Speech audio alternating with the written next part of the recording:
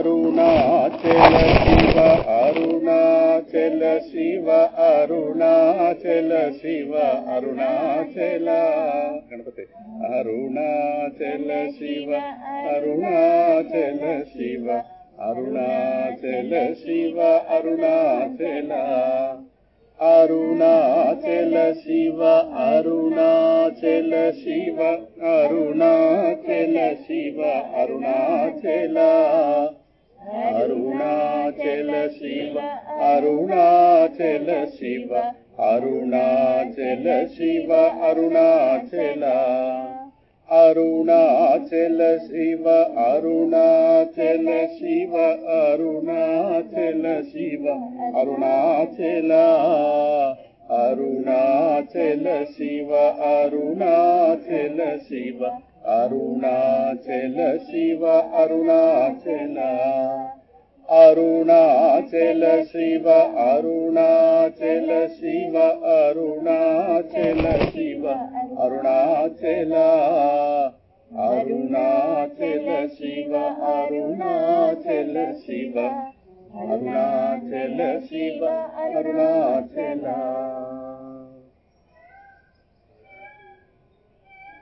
हरि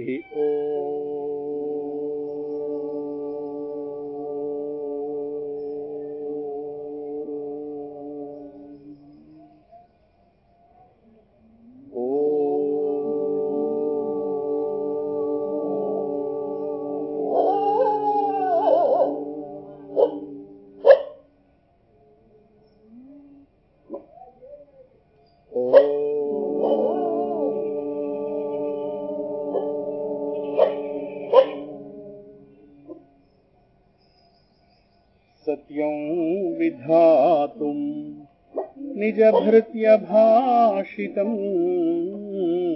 व्याप्तिं च भूतेष्वखिलेषु चात्मनः अदृश्यतात्यद्भुतरूपमुद्वहन् स्तम्भे सभायां न मृगं न मानुषम् प्रह्लाद वरद नरहरि नमो नमो दयानिधि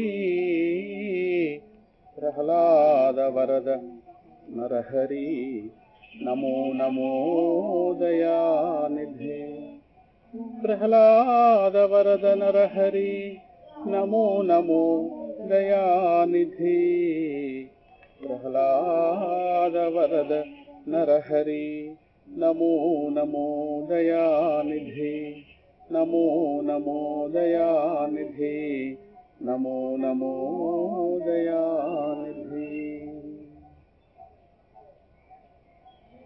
श्रुति स्मृति पुराणानाम् आलयं करुणालयं नमामि भगवत्पादशङ्करं लोकशङ्करं वन्दे श्रीरमणं पवित्रहृदयं षड्वर्गविध्वंसिनं वेद्यं योगविशारदैः प्रतिदिनं वन्द्यं सदा मानवैः तुर्यातीतपदास्थितं सकरुणं दीप्ताग्निशैलस्थितं मज्जन्मान्तरपुण्यपाकवशतः प्राप्तं प्रभुं सद्गुरुं हृदयकुहरमध्ये केवलं ब्रह्ममात्रं ह्यहमहमिति साक्षात् आत्मरूपेण भाति हृदि विषमनसा स्वं चिन्वता मज्जता वा पवनचलनरोधात् आत्मनिष्ठो भवत्वम् करुणापूर्णसुधाब्धे कबलितघनविश्वरूपकिरणावल्या अरुणाचल परमात्मन् अरुणो भवचित्तकञ्जसुविकासाय त्वय्यरुणाचल सर्वं भूत्वा स्थित्वा प्रलीनमेतच्चित्रम् हृद्यहमिति आत्मतया नृत्यसि भोस्ते वदन्ति हृदयन्नाम अहमिति कुत आयातीति अन्विष्यान्तः प्रविष्टयात्यमलधिया अवगम्य स्वं रूपं श्याम्यत्यरुणाचलत्वयि नदीवाब्धौ त्यक्त्वा विषयं बाह्यं रुद्धप्राणेन रुद्धमनसान्तस्त्वां ధ్యాయన్ పశ్యతి యోగి దీదిధిమరుణాచలత్వయి మహీయంతే త్వయ్యర్పిత మనసా త్వాం పశ్యన్ సర్వం తవాకృతితయా సతతం భజతే అనన్య ప్రీత్యా సజయత్యరుణాచలత్వయి సుఖే మగ్నః. శ్రీమద్రమణ మహర్షేః దర్శనమరుణాచలస్య దేవగిరా పంచకమార్యా గీతౌ రత్నం త్విదమౌపనిషదం హి. ఓం అరుణాచలేశ్వరాయ నమః. ఓం శ్రీ అరుణాచలరమణాయ నమః. మౌనవ్యాఖ్యా ప్రకటిత పరబ్రహ్మతత్వం యువానం వర్షిష్ఠాంతే వసదృషిగణైః ఆవృతం బ్రహ్మనిష్ఠైః ఆచార్యేంద్రం కరకలిత చిన్ముద్రమానందమూర్తిం స్వాత్మారామం ముదితవదనం దక్షిణామూర్తిమీడే. శ్రీరమణ గురు దక్షిణామూర్తిమీడే. సభాయ నమః.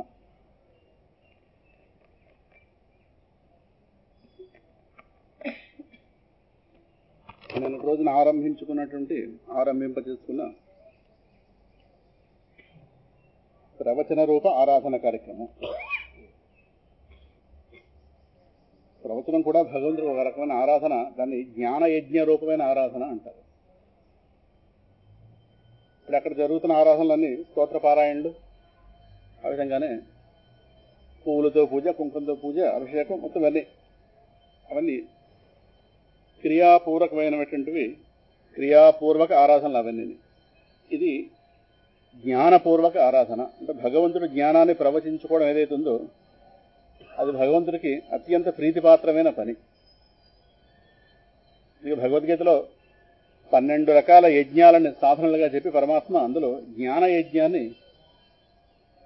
విశేషమైన దానిగా ఆయన పేర్కోవడం జరిగింది. అక్కడ 4వ అధ్యాయంలో 2వ అధ్యాయం భగవద్గీత. అటువంటి జ్ఞానయజ్ఞంతో అరుణాచలేశ్వరుడు ఆయన జ్ఞానాన్ని ఆయన సమక్షంలో కూర్చుని ప్రవచించుకునే రూపమైన ఒక కార్యక్రమానికి మనం కూడా 2వ రోజు కార్యక్రమంలో భాగంగా సిద్ధమై నిన్నటి రోజున వ్యావహారిక జీవితం, ఆధ్యాత్మిక జీవితం అనేటటువంటి దాన్ని ఏ విధంగా ఆలోచన చేయాలనే దాన్ని ఒక విభజన రూపంగా చెప్పుకుని మన ఆలోచన ఎక్కడి దాకా ఉంటే అది వ్యవహార జీవితం, ఏ విషయమే వెళ్ళదు ఆధ్యాత్మిక జీవితం అన్నదాన్ని కొంచెం వివరంగా చెప్పుకోవడం జరిగింది. కేవలం దేహం యొక్క పుట్టుక నుంచి దేహం యొక్క మరణం దాకా మన ఆలోచన పరిమితం అయితే దాన్ని వ్యావహారిక జీవితము అంటారు. పుట్టుక మరణం, అటు దాటి ఆలోచన ఉండదు, ఇటు దాటి ఆలోచన ఉండదు.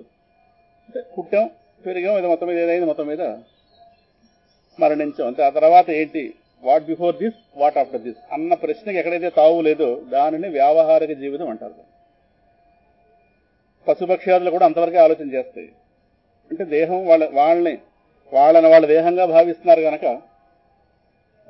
గనక ఆ దేహాన్ని సుఖపెట్టుకోవడం, వాళ్ళని సుఖపెట్టుకోవడం అని ఒక భావంతో ఉండి ఆ దేహాన్ని సుఖపెట్టుకోవడానికి అవసరమైతే ధర్మం, తప్పకపోతే అధర్మం, మొత్తం మీద ఇన్ని పద్ధతుల్లో కొనసాగి మొత్తం మీద దేహాన్ని సుఖపెట్టుకోవడమే జీవితం యొక్క పరమలక్ష్యంగా బ్రతుకుతారు.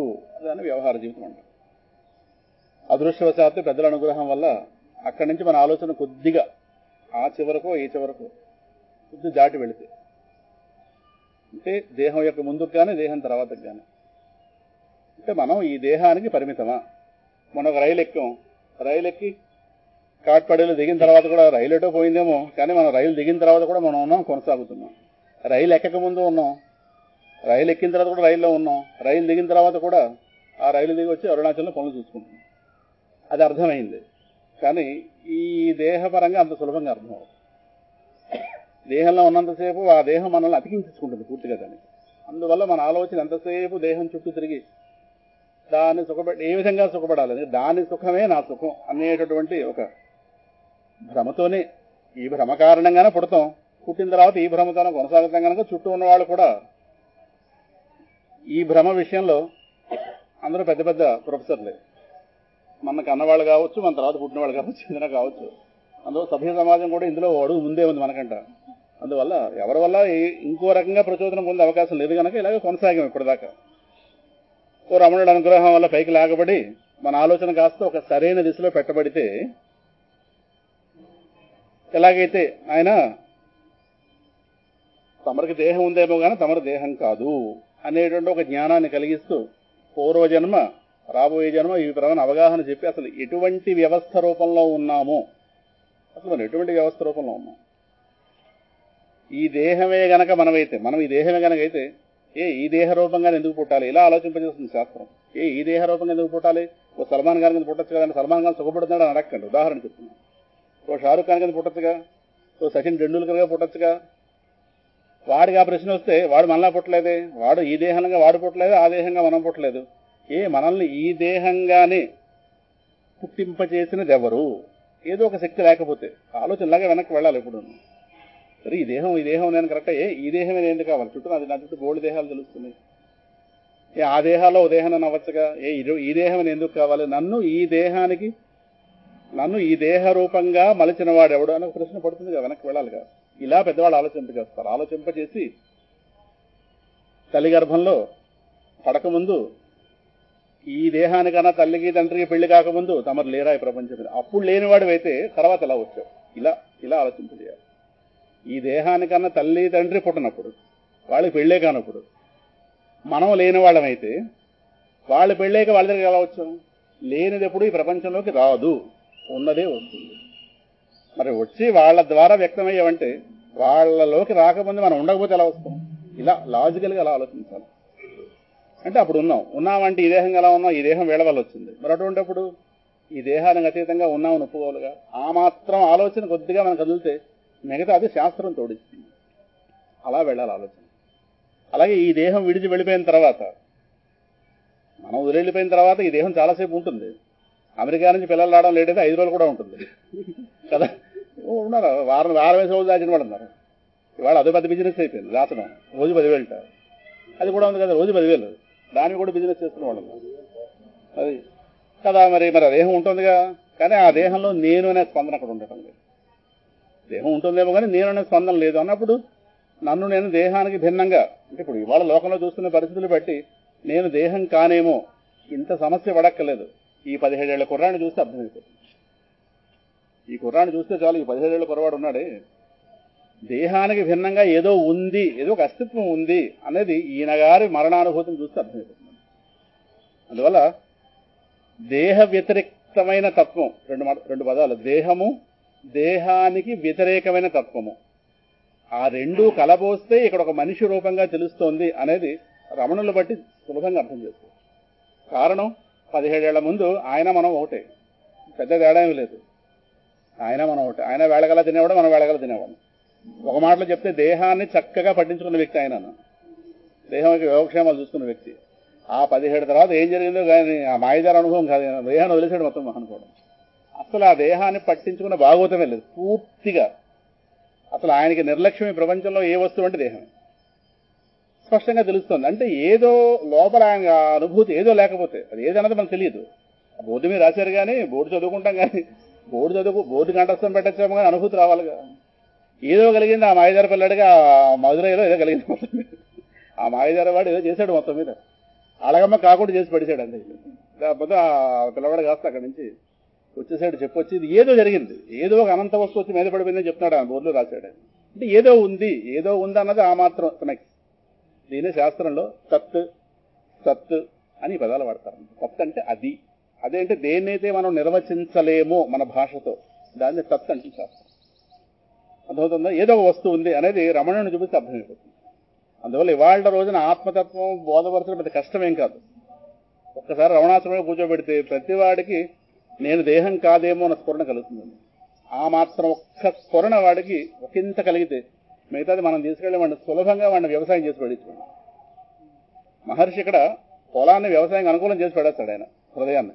వెళ్ళాక మనం హాయిగా మరి ఇంకా నాట్లు వేసుకోవడం అంతే. అలా తయారవుతుంది హృదయం ఈ దయ వల్ల.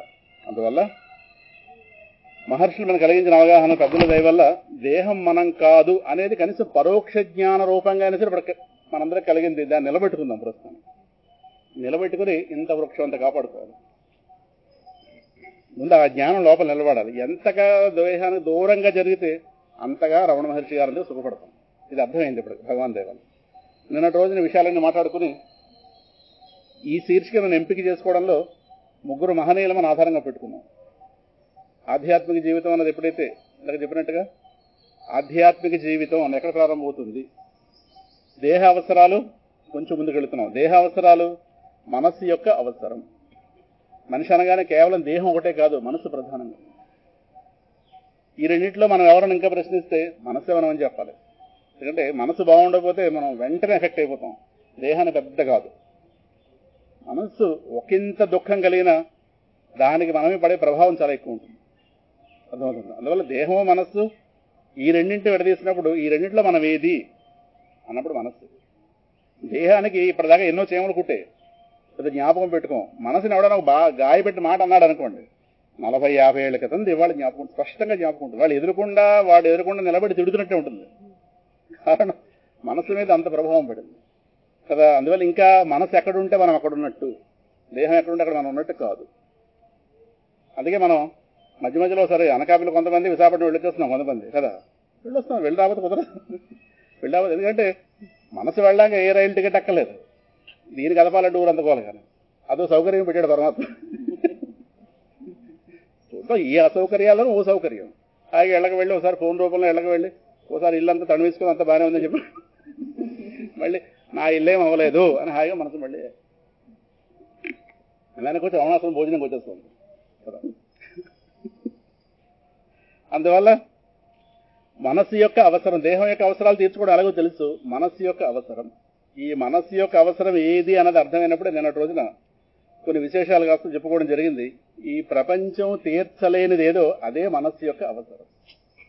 ఇది అర్థమైన నాడే భగవంతుడు అనే కాన్సెప్ట్ ఎంటర్ అవుతుంది. ఈ ప్రపంచమే భ్రాంతి ఉండిపోయింది అనుకోండి, ఏదో వస్తువు మీద ఈ వస్తువు, ఆ వస్తువు, ఆ వస్తువు, ఆ వస్తువు, ఇలా జన్మలు మారిపోతుంది. పూర్తిగా అర్థమైనాడు అంటే అర్థమైన ముగ్గురు మహనీయులు మనం ఈ ప్రవచనానికి ఆధారంగా పెట్టుకున్నాం. భక్తి, వైరాగ్యం, జ్ఞానం అనే 3 అంశాలు తీసుకుని, అంటే ఆధ్యాత్మిక జీవితంలో ప్రవేశించిన వాళ్ళకి 3 చెప్తారు: భక్తి, వైరాగ్యం, జ్ఞానం. భక్తికి ఒకరిని తీసుకున్నాం, వైరాగ్యానికి ఒకరిని తీసుకున్నాం. అంటే వాళ్ళకు ఒక వాక్యాన్ని ఆలంబనంగా పెట్టుకుని దీన్ని ప్రవచనం చేసుకుందాం అనుకున్నాం. భక్తి ప్రహ్లాదుని పెట్టుకున్నాం, వైరాగ్యానికి శంకరుని పెట్టుకున్నాం, జ్ఞానానికి మన బాసుని పెట్టుకున్నాం. ముగ్గురికి 3 వాక్యాలు తీసాం. అంటే దాని అర్థం ఈయనకి భక్తి, ఈయనకి జ్ఞాన వైరాగ్యాలు లేవని కాదు. ఈయన అది అంటే ముగ్గురులోని 3 పుష్కలంగా ఉంటాయి. ఒక్కొక్కటి స్పెషలైజేషన్ ఉంటుంది కదా ప్రతి వాళ్ళకి. అలాగా ఈయన గారిని జ్ఞానానికి పెట్టాం. నిన్నటి రోజున ప్రహ్లాదుని ఆధారంగా చేసుకుని భగవంతుడు అనేటువంటి దాని వైపు, అంటే ఎక్కడైతే మనస్సు యొక్క అవసరాన్ని తీర్చలేక ఈ ప్రపంచం హ్యాండ్సప్ అయిపోతుందో, అర్థమవుతుందా? ప్రపంచం మొత్తాన్ని పరిశీలించిన మహాత్ములు చెప్తారు, ఈ ప్రపంచంలోంచి ప్రపంచం సుఖాన్ని ఇవ్వదని అనలేదు, కానీ మనసుకి సరిపడే సుఖం ప్రపంచం ఇవ్వలేదు. అసలు మన మనసు యొక్క అవసరం ఏమిటో అర్థం కావాలి. నేను చెప్పినట్టుగా మనసు ప్రేమ స్వరూపం. దానికి ఏం కావాలో దాని స్పష్టత లేనప్పుడు కనిపించిన ప్రతిదాన్ని ప్రేమించడం చేస్తుంది. ఇక్కడే పెద్ద సమస్యగా మారిపోయింది మనసుకి. దానికి ఏం కావాలో జ్ఞానం లేదు. దాంతో ప్రపంచం దాన్ని ఎండమావులో నీళ్ళలా మోసం చేస్తుంటే వేళ్ల మీద పెట్టేసి వాళ్ళ మీద పడిపోయి పూర్తిగా అందరినీ లోపల పెట్టేసుకుని ఇది వెళ్ళి వాళ్ళ దగ్గర ఉండిపోయి ఇలాగా తనకి తాను భరించలేని భారంగా మారిపోయింది ప్రతి మనసు. దానికి ఏదో ముద్దు పేర్లు పెట్టుకుంటుంది, అనుబంధాలు, ఆప్యాయతలు కాదు, తను భరించలేని భారాలు పడుతుంది అలా భారాలు. కానీ గురువు దయ వల్ల ఒక ప్రచోదనం పొందిన మనస్సు తనకి ఏం కావాలో తనకు స్పష్టత అర్థమైతే, తనకు స్పష్టత కలిగితే, తనకి కావలసినది దుఃఖస్పర్శలేని సుఖము, ఇది కావాలి మనసు. దుఃఖం ఒకంత కూడా లేని, అర్థమవుతుందా? దుఃఖస్పర్శలేని సుఖం. వ్యవహారంలో మనకి పరిచయంలో ఉన్న సుఖాలన్నీ దుఃఖ మిశ్రిత సుఖాలు, దుఃఖముతో కూడి ఉన్న సుఖాలు. ఏ సుఖమైనా సరే దుఃఖాన్ని జ్ఞాపకం చేస్తుంది. 2.5 గంటలు ఏసీ రూపంలో కూర్చోబెట్టాడు, నిర్దాక్షిణ్యంగా సామర్లకోటలో విడిచిపెట్టేశాడు ఆ రత్నాచల వాడు కదా. మన ట్రైన్ అంటే అంత సుఖం ఏమైంది? దుఃఖంగా మారిపోతున్న ముందే జ్ఞానం ఉంది కానీ మనం ప్రిపేర్ అయ్యాం. లేట్ అయితే బాగుండదు, లేట్ అవ్వలేదు. మొత్తం మీద ఈ ప్రపంచంలో ఏ దుఃఖమన్నా అంటే మనం ఆ 2.5 గంటల లోపల ఏసీ అనుభవిస్తున్నప్పుడు కూడా సామర్లకోట ఎండ మనసులోకి వచ్చింది. ఇప్పుడు రైల్లో సామర్లకోట ఎండ ముందే మనసులోకి వచ్చింది. ఇప్పుడు దింపేస్తాడు, ఎలాగ ఏడు సంగతి, లేట్ అయితే బాగుండని చెప్పి రాజుగారికి ఉన్నాయి కోరికలు కూడా కోరారు. దేవుడు కుదరలేదు, చెప్పొచ్చేది. అంటే ఈ ప్రపంచంలో ప్రతి సుఖం దుఃఖాన్ని జ్ఞాపకం చేస్తుంటుంది. సందేహం లేదు. ఏదైనా సరే మన అనుభవాలను అలాగే ఉన్నాయి. అందుకే సుఖాల్లో ఉన్నవాళ్ళు కూడా సుఖపడరు. వాళ్ళు రాబోయే దుఃఖాన్నో, వెళ్ళిపోయిన దుఃఖాన్నో, వస్తుందనుకుంటున్న దుఃఖాన్నో తలుచుకునే ఉసూరుని కూర్చుంటారు. సందేహం లేదు. కారణం ఏ సుఖాన్నైనా దుఃఖం తుడిచిపెట్టేస్తుంది. ఈ ప్రపంచంలో ఉన్న సుఖాలు ఎంత గొప్పవైనా కావచ్చు, ఇంద్రలోక సుఖాలైనా కావచ్చు కాక దుఃఖంతో తుడిచిపెట్టిపోతాయి. అందుకే వీటిని దుఃఖ మిశ్రిత సుఖాలు ఉంటాడు ప్రహ్లాదు. కానీ మనసుకు కావాల్సింది ఇక్కడ, ఇది మనసుకి కనీసం రమణాశ్రమంలో ఇవాళ ఉన్నది కానీ దీనికి అవగతం అయితే మన నెలవులకు వెళ్ళిన తర్వాత జీవితం మారుతుంది. ప్రపంచం ఇచ్చేది ఎంత గొప్పదైనా కావచ్చు, అది దుఃఖ మిశ్రిత సుఖమే. ఎవరికి ఎవరైనా, ఎవరికి ఏ రూపంలో అయినా, ఒక ప్రాంతం కావచ్చు, వస్తువు కావచ్చు, ఏదైనా కావచ్చు, ఎంత అనుకూల పరిస్థితి అయినా అది దుఃఖంగా మారి తీరుతుంది. అంటే మనసుకి ఎక్కడది సరిపడదు. ఇది ప్రతి మనసు యొక్క భాగవతం. ఇక్కడ ఎంతమంది ఉన్నాం కానీ మనసు యొక్క ఈ కోరికగా తీసుకుంటే మన అందరి మనసులో ఒకటే. పై తరాల్లో కోరికలు తీసుకుంటే వేరు వేరు, కానీ అట్టడుగున్న కోరిక ఇదొకటే. ఈ కోరిక విషయంలో 80 ఏళ్ల వాళ్ళకి 8 ఏళ్ల వాళ్ళకి తేడా లేదు. ప్రపంచం మొత్తాన్ని అన్ని మనసుల దగ్గర పెడితే మనసు యొక్క ఫస్ట్ అండ్ ఫోర్మోస్ట్ డిజైర్ అది. ఇది నెరవేరకే పై మూడు కోరికలు తయారు చేసుకుంటాం. ఇంక వీళ్ళని ఇష్టపడడం, వాళ్ళని ఇష్టపడడం, వాళ్ళని కష్టపెట్టడం, వీళ్ళని కష్టపెట్టడం, వీళ్ళకి కష్టపెట్టబడడం, ఇలా ఈ మనసు ఇలాగ పొరలు తయారు చేసుకుంటుంది. ఇలాగ ప్రహ్లాదుడిలాగా జీవితం ప్రారంభంలో అర్థం ఏంటంటే, ఏమో ఇది ఈ ప్రపంచం కనిపిస్తున్న ప్రపంచాన్ని ప్రేమించేది కాదేమో, ప్రపంచ రూపంగా కనిపిస్తున్న వాడిని ప్రేమించేదేమో. మాట అర్థమవుతుందా? విషయం లోపలికి వెళుతున్నాం. తల్లి గర్భంలోనే ఉండి 10,000 సంవత్సరాలకు 4 ఏళ్లు తక్కువ వయసు తల్లి గర్భంలోనే ఉండిపోయి హాయిగా నారద మహర్షి బోధ పొంది అన్నీ నేర్చేసుకుని పైకి వచ్చినవాడు పిల్లవాడు. పైకి వచ్చాక ఏమీ నేర్చుకోలేదు, నేర్చుకుని పైకి వచ్చాడు. అందువల్ల ఆయన గారిని ప్రపంచం ప్రలోభ పెట్టలేకపోయింది. కారణం ప్రపంచాన్ని ఎండగడ్డిసాడు తన విశ్లేషణగా ఎండగొట్టాడు. అటువంటి పిల్లవాడిని చూడలేమేమో భూమి మీద. అసలు ఏ ఒకంత కూడా ప్రలోభ పెట్టలేకపోయింది. కారణం వాళ్ళ నాన్నే సామాన్యుడేం కాదు, కేవలం భూలోక సుఖాలకే మురిసిపోవడం కాదు, ఇంద్రలోక సుఖాలను కూడా తెచ్చి ఆ పిల్లవాడు ముందు పెట్టినవాడు. రాక్షస పిల్లవాడు. ఎంత కాదనుకున్నా చలనం రావాలి మనసులో. విచిత్రం, అదే గొప్పతనం. కింత కూడా పిల్లవాడు చెల్లించలేదు. కారణం రీజనింగ్ ఉంది అక్కడ. అదేదో ఉగ్గబెట్టుకోవడం కాదు, రీజనింగ్ ఉంది. ఈ సుఖాలు గొప్పవైతే నానా నీ మరణాన్ని ఆపగలిగావు కదా అని అన్నాడు. ఇన్ని పక్కనే పెట్టుకున్నావు, వచ్చి వాడు చీల్చి పడేశాడు అంతే. నేనే రక్షించాయి ఇవన్నీ, నిన్ను రక్షించినప్పుడు అవి నన్నే రక్షిస్తాయి. ఇవి సత్యం కాదు. ఎంత అవగాహనతో మాట్లాడతాడో ప్రార్థన. ఒక నిండైన వైరాగ్యమూర్తి. అందువల్ల భక్తి జ్ఞాన వైరాగ్యాలు మూడు వేరు వస్తువులు కాదు, మూడు ఒకే వస్తువు యొక్క ఒక సరైన ఆధ్యాత్మికత యొక్క మూడు కోణాలు. అది చూసే కోణం బట్టి ఉంటుంది. కానీ నిండైన భక్తి ఉన్న చోట నిండైన వైరాగ్యం ఉంటుంది, లేదా భక్తి కాదు, నిండైన జ్ఞానం ఉంటుంది. అందువల్ల మూడు వేరు వస్తువులు కాదు.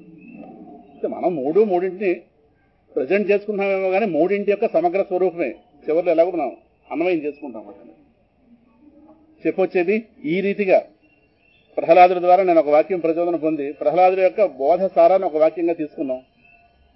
తన పిల్లలకి, తన తోటి పిల్లలకి బోధిస్తూ చిట్ట చివరిలో ఆయన మనకి భగవంతుడు, ఇక్కడ ఒక మాట, మనసుకి ఎక్కడైతే మనసు యొక్క అవసరం, ప్రపంచం తీర్చలేనిదే మనస్సు యొక్క అవసరం. ప్రపంచం అంటే కేవలం భూమి మాత్రమే కాదు, మొత్తం ఎంతైతే 14 లోకాలు అంటున్నారు. ఈ సృష్టి ఎంత మేరకు ఉందో, ఇప్పటిదాకా ఈ సృష్టిని కొలిచిన మహాత్ముడు ఎవడు లేడు. అనంతం ఇప్పటిదాకా ఎవరో కొలవలేరు. ఎక్కడ దాకా ఉందో అది మొత్తం కలిపితే ప్రపంచం ఉందా. అందుకే దీన్ని సమస్తం, సర్వం అంటుంది శాస్త్రం. ఈ సమస్తం మన మనసు యొక్క అవసరాన్ని తీర్చడం విషయంలో హ్యాండ్స్ అప్. అర్థమవుతుందా? కారణం ఇది ఎంతదైనా కావచ్చు, దుఃఖ మిశ్రిత సుఖాన్ని ఇస్తుంది. కానీ మనసుకు కావాల్సిన దుఃఖ స్పర్శలేని. అప్పుడు మనసుకి ఏదో ఒక వస్తువుకి అవసరం ఉంది. ఎవరది? అప్పుడు ఈ ప్రపంచాన్ని పక్కన పెడితే అక్కడ భగవంతుడు. అక్కడ భగవంతుడు అనేవాడు అవసరం మనసుకి ఎక్కడుందంటే, మనస్సు యొక్క ఈ అవసరాన్ని కేవలం తీర్చగలిగేది ఒక్క భగవంతుడు. భగవంతుడు అనే కాన్సెప్ట్ నేను రోజు ప్రవేశపెట్టుకున్నాం. భగవంతుడు అనగానే ఎవరు అభిప్రాయాలు వాళ్ళకు ఉన్నాయి. కానీ రమణుడికి అర్థమైన భగవంతుడు, మనకు అర్థమైన భగవంతుడు అని నేను రోజున ఒక విశ్లేషణ చెప్పుకున్నాం. మనకు అర్థమైన భగవంతుడు ప్రపంచంలో భాగంగా తెలుస్తున్నవాడు. ఏదో ప్రపంచంలో భాగంగా ఎక్కడో తమిళనాడు రాష్ట్రంలో ఉన్నటువంటి ఒక పర్వత రూపంలో ఉన్నవాడు మనకి ఇలా అర్థమయ్యాడు. అది ప్రస్తుతం ఆ మాత్రం వచ్చిన అదృష్టవంతుడు. కానీ రమణుడికి అర్థమైన భగవంతుడు ప్రపంచము తన రూపమైన వాడు. వై అరుణాచల సర్వం భూత్వా స్థిత్వా ప్రలీనం ఏతత్ చిత్రం. పంచరత్నాలు చదువుతున్నారు కదా రోజును, మహర్షి రాసినవే. ఓ అరుణాచలేశ్వరుడా, ఈ ప్రపంచం యొక్క సృష్టి స్థితి లయాలు నీ యందే, నీ వలనే, నీ కారణంగానే జరుగుతున్నాయి. ఎవడైతే వాడి మనసుని సమర్పిస్తాడో త్వయ్యర్పిత మనసా త్వాం పశ్యన్ సర్వం తవ ఆకృతితయా సతతం. ఎవడైతే వాడి మనసుని ఎందు అర్పించాడో వాడికి ఈ సమస్తం నీ రూపంగా తెలుస్తుంది. దీన్నే ప్రహ్లాద యొక్క వాక్యంగా ఏకాంత భక్తి గోవిందే యత్ సర్వత్ర తదీక్షణం. భగవంతుడు కావాల్సింది ఏకాంత భక్తి. ఎందుకు భగవంతుడు ఏకాంత భక్తి? ఏకాంత భక్తి అంటే ఒకే దాని యందు నిలపబడిన మనస్సు. చెప్పుకున్నాం కదా, మనస్సు ప్రేమ స్వరూపం. ఎప్పుడైతే తనకి కావలసింది ప్రపంచం ఇవ్వలేని విషయం అర్థమవుతుందో అప్పుడు వెంటనే తెల్లవారితే బ్యాంక్ ఎత్తేస్తారు అన్నప్పుడు మన్నాడు ముందు రోజే వెళ్ళి ఎలాగైతే డిపాజిట్లు తెచ్చేసుకుంటామో అలాగే మనసుకి ఎప్పుడైతే ప్రపంచ స్వరూపం అర్థమైందో ప్రేమను వెనక్కి లాగేసుకుంటాం. వీళ్ళ మీ పెట్టిన ప్రేమ, వాళ్ళ మీ పెట్టిన ప్రేమ అంటే దాని అర్థం ప్రేమ లాగేయడం అంటే వాళ్ళని ద్వేషించడం కాదు, తటస్థంగా ఉండడం. తటస్థంగా ఉండడమే ప్రేమ. వెనక్కి లాగుని ఈ ప్రేమ మొత్తాన్ని ఒకటిగా చేసి తీసుకెళ్ళి ఒకటి ఎందు పెడుతుంది. ఆ మొత్తం ప్రేమని ఒకటి ఎందు పెట్టడాన్ని ఏకాంత భక్తి అని. ఏకాంత భక్తి అంటే అనన్య భక్తి. మహర్షి చెప్పింది కూడా అదే, అనన్య భక్తి. ప్రేమతో నీ నామమాలించు భక్త భక్తుల అంటే ఆపుకోలేని ప్రేమ భగవంతుడు. భక్తి అంటే నిర్వచనం కూడా చెప్పుకున్నాం, ఆపుకోలేని తలంపు. భగవంతుణ్ణి మరువలేని తనమే భక్తి అంటే. నీటిని విడువలేని తనమే చేపంటే భగవంతుని మరువలేని తనమే భక్తి అంటే. నేను ఇది కూడా నిన్న ఆవిష్కరించిన విషయాలు చెప్తున్నాం. ఎందుకంటే ఒక సపోర్ట్ ఉంటుంది కనుక. అందువల్ల ఇటువంటి భక్తి ఏకాంత భక్తి. గోవిందుడి యందు ఏకాంత భక్తి అంటే ఏదో కాదు, యత్ సర్వత్ర తదీక్షణం. కనిపిస్తున్న ప్రపంచాన్ని ప్రపంచంగా కాక ప్రపంచాన్ని దీనిగా కనిపిస్తున్నవాడిగా. కొద్దిగా కాంప్లికేటెడ్ వర్డ్, జాగ్రత్తగా. ప్రపంచాన్ని ప్రపంచంగా కాక ప్రపంచాన్ని దీనిగా కనిపిస్తున్నవాడిగా దీన్ని చూడాలి. ప్రపంచం ప్రపంచంగా స్వతంత్రం కాదు, ప్రపంచం పరమాత్మగా సత్యం. ఇక్కడే కొంచెం లోపలికి వెళుతున్నాం. ఎందుకంటే ఇవాళ రోజున శంకరుల వాక్యంలోకి వస్తున్నాం. బ్రహ్మ సత్యం జగన్మిథ్య జీవో బ్రహ్మైవ నాపరః, అది శంకరుల వాక్యం తీసుకున్నాం. ప్రహ్లాదుడిది ఇది. ఏకాంత భక్తి గోవిందే యత్ సర్వత్ర తదీక్షణం. అంటే భగవంతుడికి ఎవరంటే ఇష్టంట? ఎవరంటే ఇష్టం అంటేట అంతటా అన్నింటా ఎప్పుడూ వాడినే చూసేవాడంటే వాడికి ఇష్టం.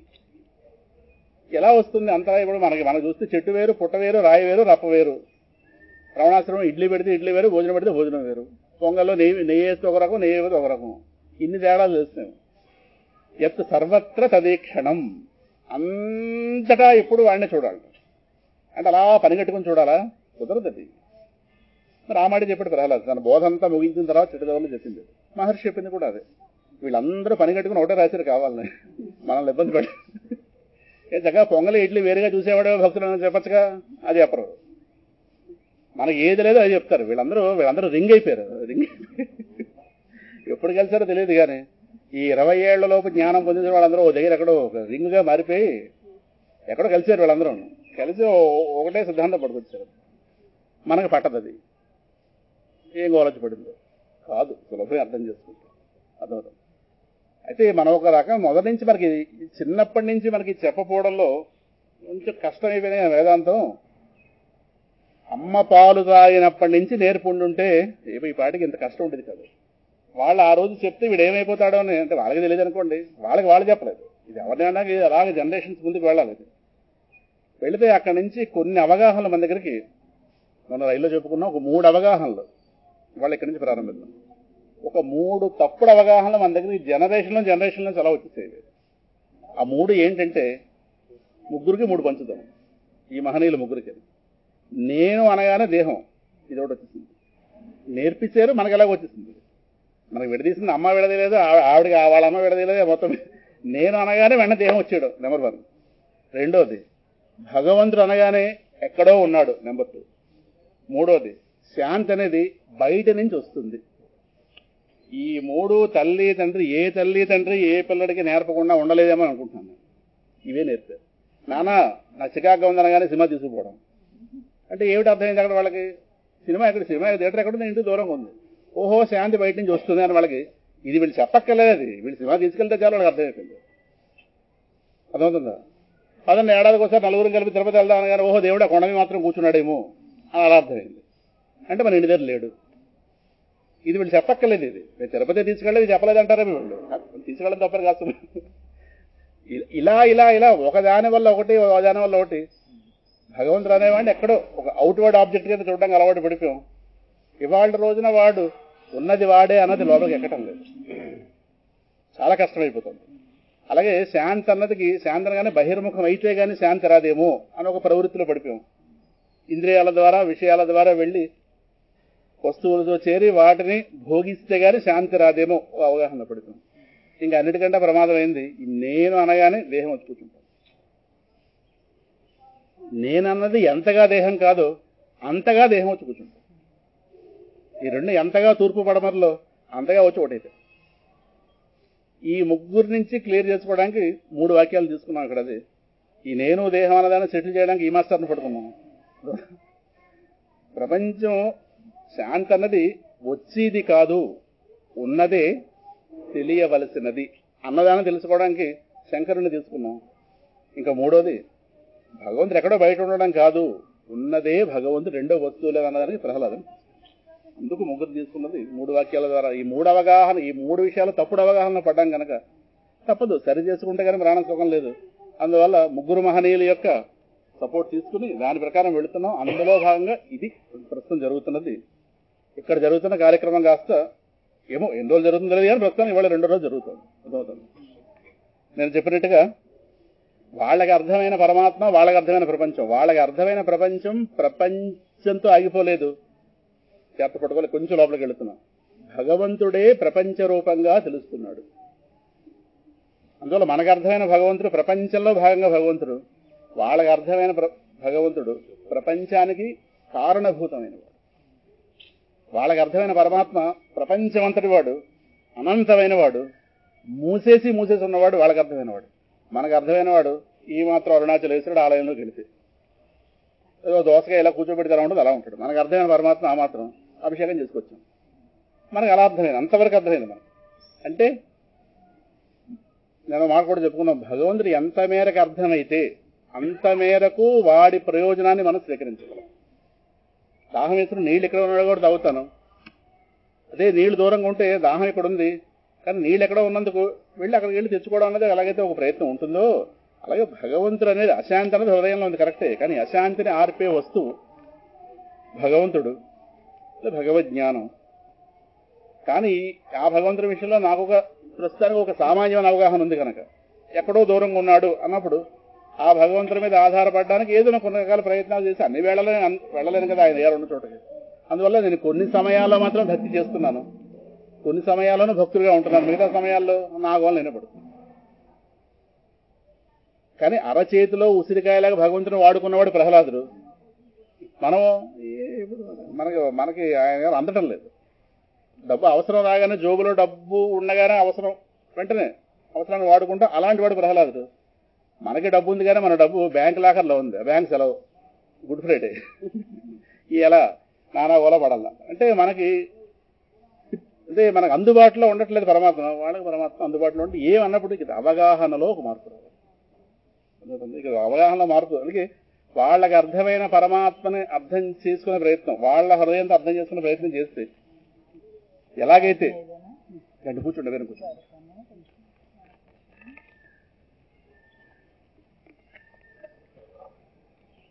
నేను ఎక్కడ కూర్చున్నా నా ముక్కును వెతుక్కుని గాలి నా దగ్గరకు వచ్చి ఎలాగైతే ప్రాణంగా మారుతుందో నాలో, అలాగా భగవంతుడికి సర్వవ్యాపిగా అర్థమైతే బాగా పట్టుకోవాలి ఈ పదం మాత్రం. ఎందుకంటే సింహాచల క్షేత్రం నుంచి వచ్చిన వాళ్ళం. సింహాచల క్షేత్రం రావడానికి కారణమైన ప్రహ్లాదుడు, ఆ క్షేత్రం రావడానికి ఒక కారణమైన ప్రహ్లాదుడు, ఈ క్షేత్రం ఇక్కడ మహాక్షేత్రం. లేకపోతే ఒక క్షేత్రం నుంచి ఒక క్షేత్రానికి వచ్చాము మనం. అందుతుందా ఈ 2 క్షేత్రాలను పట్టుకున్న తర్వాత కూడా ఇంకా అజ్ఞానం మిగిలిపోతే ఎవడో మనం క్షమించడానికి ప్రపంచంలో. రమణుడిని పట్టుకున్న తర్వాత అజ్ఞానం మిగలడానికి వీలు లేదు, అంతే కంగడం కట్టుకోవడమే. దానికంతే ఇంకా మిగిలితే ఇంకెక్కడ కుదురుతుంది, ఇంకోటి వచ్చి రక్షిస్తాడు. ఎంతకన్నా ఇంకా సులభంగా ఎవరు చెప్తారు? ఇంకా మనకి మన యొక్క సహాయం లేదని అర్థం. అంతే మనకు మన తోడు లేకపోతే మనకు మనం సహాయం చేసుకోకపోతే మన సహాయం చేయడానికి మహాత్ములందరూ సిద్ధంగా ఉన్నారు. మాటతో ఎంత దగ్గరగా తీసుకెళ్ళచ్చు అంత దగ్గరగా తీసుకెళ్లారు సత్వం దగ్గరికి. ఈ ముగ్గురు మహనీయులు. చాలా అనేక మంది మహాత్ములు ఉన్నారు, మనకు అర్థమైన వాళ్ళు ఇద్దరు ముగ్గురు ఉంటారు కదా చెప్పొచ్చేది. అందువల్ల ఇక్కడ ఒక్కసారి మళ్ళీ నా ప్రయత్నాన్ని నేను చెక్ చేసుకోవాలంతే. నాకు నేను సహకరించుకుంటున్నానా ఇంతే. అందరూ సహకరిస్తున్నారు, మనకు సందేహం లేదు. నాకు నేను సహకరించుకుంటున్నానా లేదా అర్థమవుతుందా? అందువల్ల ఇప్పుడు ఎలాగైతే మన ప్రయత్నం లేకుండానే గాలి కాస్త మన దగ్గరకు వచ్చి మనకు ఎలాగైతే అది ప్రాణంగా మారుతుందో, అలాగే వాళ్ళకి అర్థమైన పరమాత్మ వాళ్ళకి నిత్యం అందుబాటులో ఉన్నవాడు. మనకు ఉన్నాడేమో కానీ జ్ఞానం కాదు. ఆ జ్ఞానాన్ని సముపార్జన చేయడం కోసమే మహాత్ముల వాక్యాలని ప్రమాణంగా పెట్టుకుని కూర్చున్నాం కనుక నిన్నటి రోజున ప్రహ్లాదు యొక్క ఈ వాక్యాన్ని ఆధారంగా చేసుకుని ప్రహ్లాదుడు ఏదైతే అనుభూతిలో కలిగి ఉన్నాడో దాన్ని బోధించాడు. తాను బోధించిన దాన్ని వాళ్ళ నాన్న దగ్గరికి వచ్చేసరికి వాళ్ళ నాన్న కాస్త బోధ రూపంలో చెప్పగానే దాన్ని స్వామి సత్యం అని నిర్ధారణ చేయడం కూడా జరిగింది. కారణం వాళ్ళ నాన్నకి ఆయన గారికి పూర్తిగా భిన్న లక్షణాలు. సరే 2-3 మాటలు ప్రహ్లాదు గురించి చెప్పుకుని వెళదాం. కారణం ఉన్నది విష్ణువే తప్పించి రెండో వస్తువు లేదన్నాడు ప్రహ్లాదుడు. ఉన్న అనేక మందిలో విష్ణువు అనేవాడు ఒకానొకడు అన్నది హిరణ్యకశిపుడు. భిన్న భిన్న ధృవాలు ఇద్దరు. అర్థమవుతుందా? అసలు ఉన్నాడో లేదో విష్ణువు అనేవాడేందుకు ఒక అల్ప దృష్టి వాళ్ళ నాన్నకి. అసలు విష్ణువు తప్పించి రెండో వస్తువు లేదు, విష్ణుడింతియగాని వేరుండు లేదని యొత్తిలి నగుచుండు నొకచోట, నలినాక్షుడని నిధానము గంటి నీడని ఉబ్బి గంతులు వైచు నొకచోట. పోతన గారి గురించి ప్రహ్లాదు చెప్తారు. ప్రహ్లాదు గురించి పోతన గారు చెప్తారు. చెప్పొచ్చింది అంటే ఆయన గారికి ఒంటి నిండా విష్ణు జ్ఞానం పెట్టేసింది. విష్ణు జ్ఞానానికి ఏ ఒకంత కూడా దూరంగా లేనాడు ప్రహ్లాదు. అర్థమవుతుందా? అందువల్ల తాను ఏదైతే అనుభూతిలో కలిగి ఉన్నాడో దాన్ని తన శిష్య పరంపరకి చెప్పడం జరిగింది. తన తోటి శిష్యులకి, వాళ్ళ నాన్నకి చెప్పాడు. శిష్యులు గౌరవంతో విన్నారు. ఇంకా ఆటలకి వెళ్ళిపోదాం అన్న వాళ్ళని కాస్త కూర్చోబెట్టి వాళ్ళకి బోధించాడు. 2 రోజులు చెప్పుకుందాం. వాళ్ళ నాన్న ప్రతీకార భావంతో కనిపిస్తే చంపుదావన్న దృష్టితో వాడున్నాడు. ఎవరిని? వాణ్ణి, ఈయన గారిని. పోతే ఏమవుతుంది, ఆయన చూసుకుంటాడని చెప్పి ఈయన గారు సత్యమే చెప్పాడు. ఒక అద్భుతమైనటువంటి వాదం జరిగింది ఇద్దరికీ. యస్వయా మందభాగ్యోక్తో మదన్యో జగదీశ్వర. ఎవడా నాకు తెలిసి నేనే ఈ జగత్తు మొత్తానికి ఈశ్వరుణ్ణి వాళ్ళ నాన్న అంటున్నాడు. నువ్వు చూస్తే ఎవడో ఉన్నాడని చెప్తున్నావు వేరే. ఓ మందభాగ్యుడా అంటే భాగ్యం మందించిన వాడా. మూలభాగవతం వ్యాసభాగవతంలో యస్వయా మందభాగ్యోక్తో మదన్యో జగదీశ్వర క్వా అసౌ యది. నాకంటా వేరుగా ఎవడో ఈశ్వరుడు ఉన్నాడని చెప్తున్నావు. ఒకవేళ ఉన్నాడు అనుకో, ఉంటే వాడు ఎక్కడున్నాడు? అసౌ వాడు, యది ఒకవేళ ఉంటే క్వా ఎక్కడున్నాడు? ఈ పిల్లవాడు తనకు ఏదైతే అనుభూతిలో ఉందో దాన్ని సత్యంగా చెప్పాడు. సహ సర్వత్ర. అదేదో ఎక్కడో విన్నది కాదు, తన నిత్యం తన అనుభూతి డోలికలలో ఉన్నటువంటి తత్వాన్నే 4 అక్షరాల కింద ఒక మహామంత్రం. అది భాగవతం ఇచ్చిన అనేక మంత్రాల్లో ఒక మహామంత్రం. ప్రహ్లాదుడి నోటంట వచ్చినటువంటి విష్ణువుకు సంబంధించిన నిర్వచనం అది. సహ సర్వత్ర. సహ అంటే అతడు, అతడంటే నేమ్లెస్ ఫార్ములెస్. భగవంతుడు ఈ నామరూప దేవతలుగా తెలుస్తున్నవాడు ఎవడో వాడు నామరూపాలకు అతీతమైన వాడు. నామరూపాలకు అతీతమైన తత్వమే మనకు నామరూపాలు తెలుస్తుంది. అరుణాచలేశ్వరుడు ఒక రూపం, అది ఒక నామం. ఎందుకంటే నామం రూపం స్థాయిలో పడిపోయిన వాళ్ళం కనుక వాడు ఆ నామరూపాలను తగిలించుకుంటే గానీ మనం ఆయన గారిని మరి మనసుకి ఏదో ఒక గాలం వేయడానికి, మనసుకి పరమాత్మ గాలం వేయడానికి ఒక నామం రూపం, ఓ తత్వం, ఒక స్వరూపం, ఓ ప్రదక్షిణ, ఒక అభిషేకం, ఇది మొత్తం మీద ఇవన్నీ ఒక క్రియాకలాపం. ఇవన్నీ చేస్తే మొత్తం మీద క్రమంగా మనసుకు దాని ఎందుకు తగులుబాటు ఏర్పడుతుంది. అందుకు పెద్దలకు ఏర్పాటు చేశారు. కానీ భగవంతుడు ఈ నామరూపాలతో తెలుస్తున్న భగవంతుడు నామరూపాతీతం. అర్థమవుతుందా? అందువల్ల సహ, అందుకే ఉపనిషత్తు ఎప్పుడు కూడా భగవంతుడు చెప్పే ముందు సహ తత్ రెండు చెప్తుంది. సహ స్త్రీలింగంలో చెప్తే సా ఆవిడ గురించి చెప్తుంది, అమ్మవారి పరంగా చెప్తే సా, నపుంసకలింగంలో చెప్తే తత్. సత్యం జ్ఞానం అనంతం బ్రహ్మ అంటే ఎక్కడ అంటే అది స్త్రీ పురుష నపుంసకలింగాలకు అతీతమైన తత్వం. కానీ వ్యవహారంలో కనిపించే 3 కనిపిస్తాయి. అర్థమవుతుంది. అందుకే లింగాతీతం పరమాత్మ కనుక సహ అతడు సర్వత్ర. ఎక్కడా అని వీడు అడుగుతున్నాడు. వాడు ఎక్కడ లేనిది ఎక్కడ ఉన్నదంతా వాడి. సర్వత్ర అంటే నిండిపోయి ఉన్నాడు అని అర్థం. నిండిపోయి నిండిపోయి నిండిపోయి నిండిపోయి నిండిపోయి నిండిపోయి. ఈయన గారికి కనిపించట్లేదు, ఆయన గారికి అర్థమవుతుంది. అనగానే వెంటనే సహ సర్వత్ర అనగానే కస్మాత్ స్తంభే నా ఎదురుకుండా స్తంభం ఉంది. వాడి అదృష్టమో దాని అదృష్టం, వీడి దృష్టి దాని మీద రండి. అంతరా ఉన్నాడు ఒక పక్క చెప్తుంటే కస్మాత్ ఏ కారణం చేత స్తంభే ఈ స్తంభంలో నా కనిపించటం లేదు అనగానే వెంటనే ఈయన గారు దృశ్యతే నాకు కనిపిస్తుంది. ఇప్పుడైతే పిల్లవాడు అలా తెగించి చెప్పగానే తెగించి చెప్పాడు అనుకున్నాడు కాదు, వాడు అనుభూతిలోంచి మాట్లాడుతున్నాడు.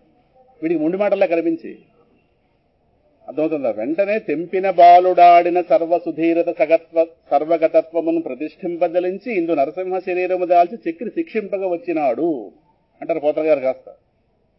వీడు ఇలా చెప్పేస్తుంటే ఎంత కోపం వచ్చింది. దాంతో వెంటనే ఎలాగో సమూహ అదృష్టం వెళ్ళగానే మహానుభావుడు వెళ్ళి దాన్ని కొట్టాడు. కరెక్టే, కొట్టినంత మాత్రం రావాలనే ఉంది. అక్కడే వ్యాసుల వారు శ్లోకం ఇస్తారు, సత్యం విధాతం. కేవలం హిరణ్యకశిపుడికే కాదు, ఇలా సందేహించే వాళ్ళ తర్వాత కలికాలంలో మళ్ళా బోడి మంది వస్తాం కనుక ఆనాడే అంటే ఆధ్యాత్మికంలో ప్రవేశించగానే ప్రతి వాళ్ళకి ఒక వాక్యం ముందు అర్థమైపోతుంది. భగవంతుని అర్థం ఉన్నాడంటే ఇదో మాట అంటుంటాం మొదటి నుంచి. ఎక్కడి నుంచి పట్టింది ఇది? వాడి వల్ల పట్టింది, ఆ పిల్లడి నుంచి పట్టింది. మనం నిరూపించకపోయినా వాడు నిరూపించి వాడుకుంటున్నాం కదా. ఇప్పుడు రోడ్డు మనం వేసుకోవట్లేదు, రోడ్డు ఎవరో వేసిన రోడ్డు ఎలా వాడుకుంటున్నాము. ప్రహ్లాదుల ద్వారా లోకానికి హిరణ్యకశిపుడు రూపంగా మనందరికీ అందినటువంటి హిరణ్యకశిపుడికి అయితే దర్శనమైందేమో, దర్శనమైందనే విషయం భాగవతం ద్వారా మనకు అందింది, శుకుడు బోధించిన ద్వారా. అందువల్ల ఈ ఒక్క మాట స్వామి ఎక్కడ లేదండి అంటుంది. మొదటి నుంచి అలా ప్రతి వాళ్ళకి ఇది పట్టింది అదృష్టం. అంటే చెప్పొచ్చేది హిరణ్యకశిపుడి నెపంతో ఎలాగైతే అర్జునుడి నెపంతో లోకాలకి స్వామి గీత బోధించాడో ఆనాడు కురుక్షేత్రంలో, అలాగే హిరణ్యకశిపుడి నెపంతో ఆ సర్వగత వస్తువు లోకాలన్నింటికీ ఆ సందర్భాన్ని అనుసరించి నృసింహ రూపంతో వచ్చింది. అన్ని వేళలా ఆ రూపంతో రావాలని లేదు. అక్కడ హిరణ్యకశిపుడికి సంబంధించి వేరే గోలది, ఆ గొడవ పక్కన పెడదాం. చెప్పొచ్చింది పరమాత్మ యొక్క సర్వవ్యాపకత్వాన్ని లోకానికి నిరూపణ చేసినటువంటి పరమ భాగవతోత్తుడు ప్రహ్లాదు. ఆయన చెప్పిన వాక్యం నేను చెప్పుకున్నాం. చెప్పొచ్చేది ఏదైతే ఇప్పుడు మన విషయంలో విశ్వం అంటున్నామో ఆయనకి ఇది విష్ణువు. అంటే మనకి ప్రహ్లాదుడికి మనకి అమెరికాకు ఉన్న విధానంలో ఉంది వ్యవహారం. మన రాత్రి అయితే కూడా పగలలాగా కదా. అంటే ఏదైతే మన ప్రపంచమో, నెక్స్ట్ వాక్యంలోకి వెళుతున్నాం, ఏదైతే ప్రపంచమో మనకి అది ఆయన గారికి పరమాత్మ. అందుకే ఈ రెండింటినీ కలిపి వ్యాసుల వారు ముందు విశ్వం విష్ణువు అని 2 నామాల కింద పెట్టారు శాసనం. ఎందుకంటే ఎక్కువ స్తోత్రం చదివేవాళ్ళం అజ్ఞానంలో ఉంటాం కనుక ముందు విశ్వాన్ని పెట్టారు కదా. ముందు విష్ణువుని పెట్టలేదు, దాని పేరు విష్ణు రాస్తున్నాము కానీ మొదటి నామం విష్ణు, అది గొప్ప కారణం. ఎక్కువ మంది అజ్ఞానం గ్రూప్ ఎక్కువ ఉంటారు కనుక హిరణ్యకశిపుడు గ్రూప్ ఎక్కువ మంది ఉన్నారు.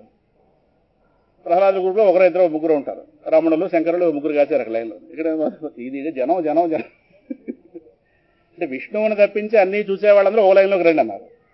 విష్ణువుని మాత్రం చూసేవాళ్ళు ఒక లైన్లోకి రండి అన్నారు. 2 లైన్లు పెట్టారు. ఎవరి లైన్లోగా ఇళ్ళకి వెళ్ళచ్చు. అంటే అది ఖాళీగా అందులో గడిపితే కుదరదు, అక్కడ ప్రపంచం చూడడానికి వీల్లేదు. అక్కడ ఆ టైంలో మనకు టెస్ట్ పెట్టడానికి ఆభరణం పెడతారు ఎదుర్కొంటారు, ఈ లైన్లోకి వచ్చేస్తాం కదా. అది దృష్టిం జ్ఞానమయం కృత్వా పశ్యేత్ బ్రహ్మమయం జగత్. శంకరాచార్యుల వారు ఒక గ్రంథంలో చెప్పిన మాట, ఒక స్తోత్రంలో దృష్టిం జ్ఞానమయం కృత్వా, వాళ్ళ దృష్టి భగవన్మయమైంది. అంటే వాళ్ళకి ఏదో మార్చాడు మొత్తం మీద. ఆ దృష్టి మార్పులో వాళ్ళకి ఈ సమస్తం ఒకటిగా తెలుస్తుంది. ఒకటిగా ఎందుకు తెలుస్తోందంటే ఏ ఒకటైతే ఇంకొంచెం ముందుకు వెళ్ళాలి, ఏ ఒకటైతే ఈ అనేకం వల్ల తెలుస్తోందో ఆ ఒకటి వీళ్ళకి అందడంలో ఆ ఒకటిగా ఈ సమస్యను తెలుస్తుంది. మన రూపు ఎక్కడ ఆగిపోయిందంటే తెలుస్తున్న దాని దగ్గర ఆగిపోయిందేమో కానీ తెలుస్తున్న దానిగా తెలుస్తున్నవాడు ఇంకా మనకు అందం అక్కడ ఆగిపోయాం. అందుకే తెలుస్తున్నది విశ్వం, తెలుస్తున్న విశ్వంగా తెలుస్తూ తాను తెలియకుండా ఉన్నవాడు విష్ణువు. అందుకే 2 నామాలు కలిపి బిగించారు వ్యాసం. ఒకసారి కొంచెం కష్టమే అర్థం చేసుకుందాం, ఏం పక్కన తెలుస్తున్నది కుండ, తెలుస్తున్న కుండగా తెలుస్తున్నది మట్టి, రెండు మనకు స్పష్టంగా తెలుస్తున్నాయి. అందువల్ల కుండ మట్టి అని చెప్పడానికి మనకి ఇతరుల సహాయం అవసరం లేదు, ఒక ఇంత జ్ఞానం ఉండి అర్థమైపోతుంది.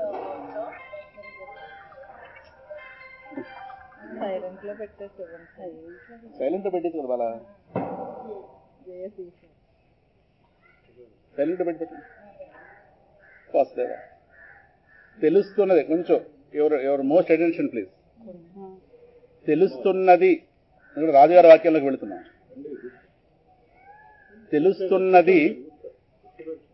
తెలుస్తున్న దానిగా తెలుస్తూ తాను తెలియకుండా ఉంటున్నవాడు.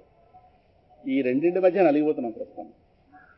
తెలుస్తున్నది విశ్వం. ముందు విశ్వం అంటే అర్థం చేసుకుందాం. విశ్వం అంటే నాతో కలుపుకుని సమస్తం. ఎంతో ఉంది, ఆ చివరి ఎక్కడుంది మనకు తెలియదు, కానీ ఎంతో వస్తుజాలం. ఎప్పుడు ఒకలా ఉంటుందా, నిరంతరం మార్పు చెందుతుండదు. నిత్య పరిణామశీలం ప్రపంచం.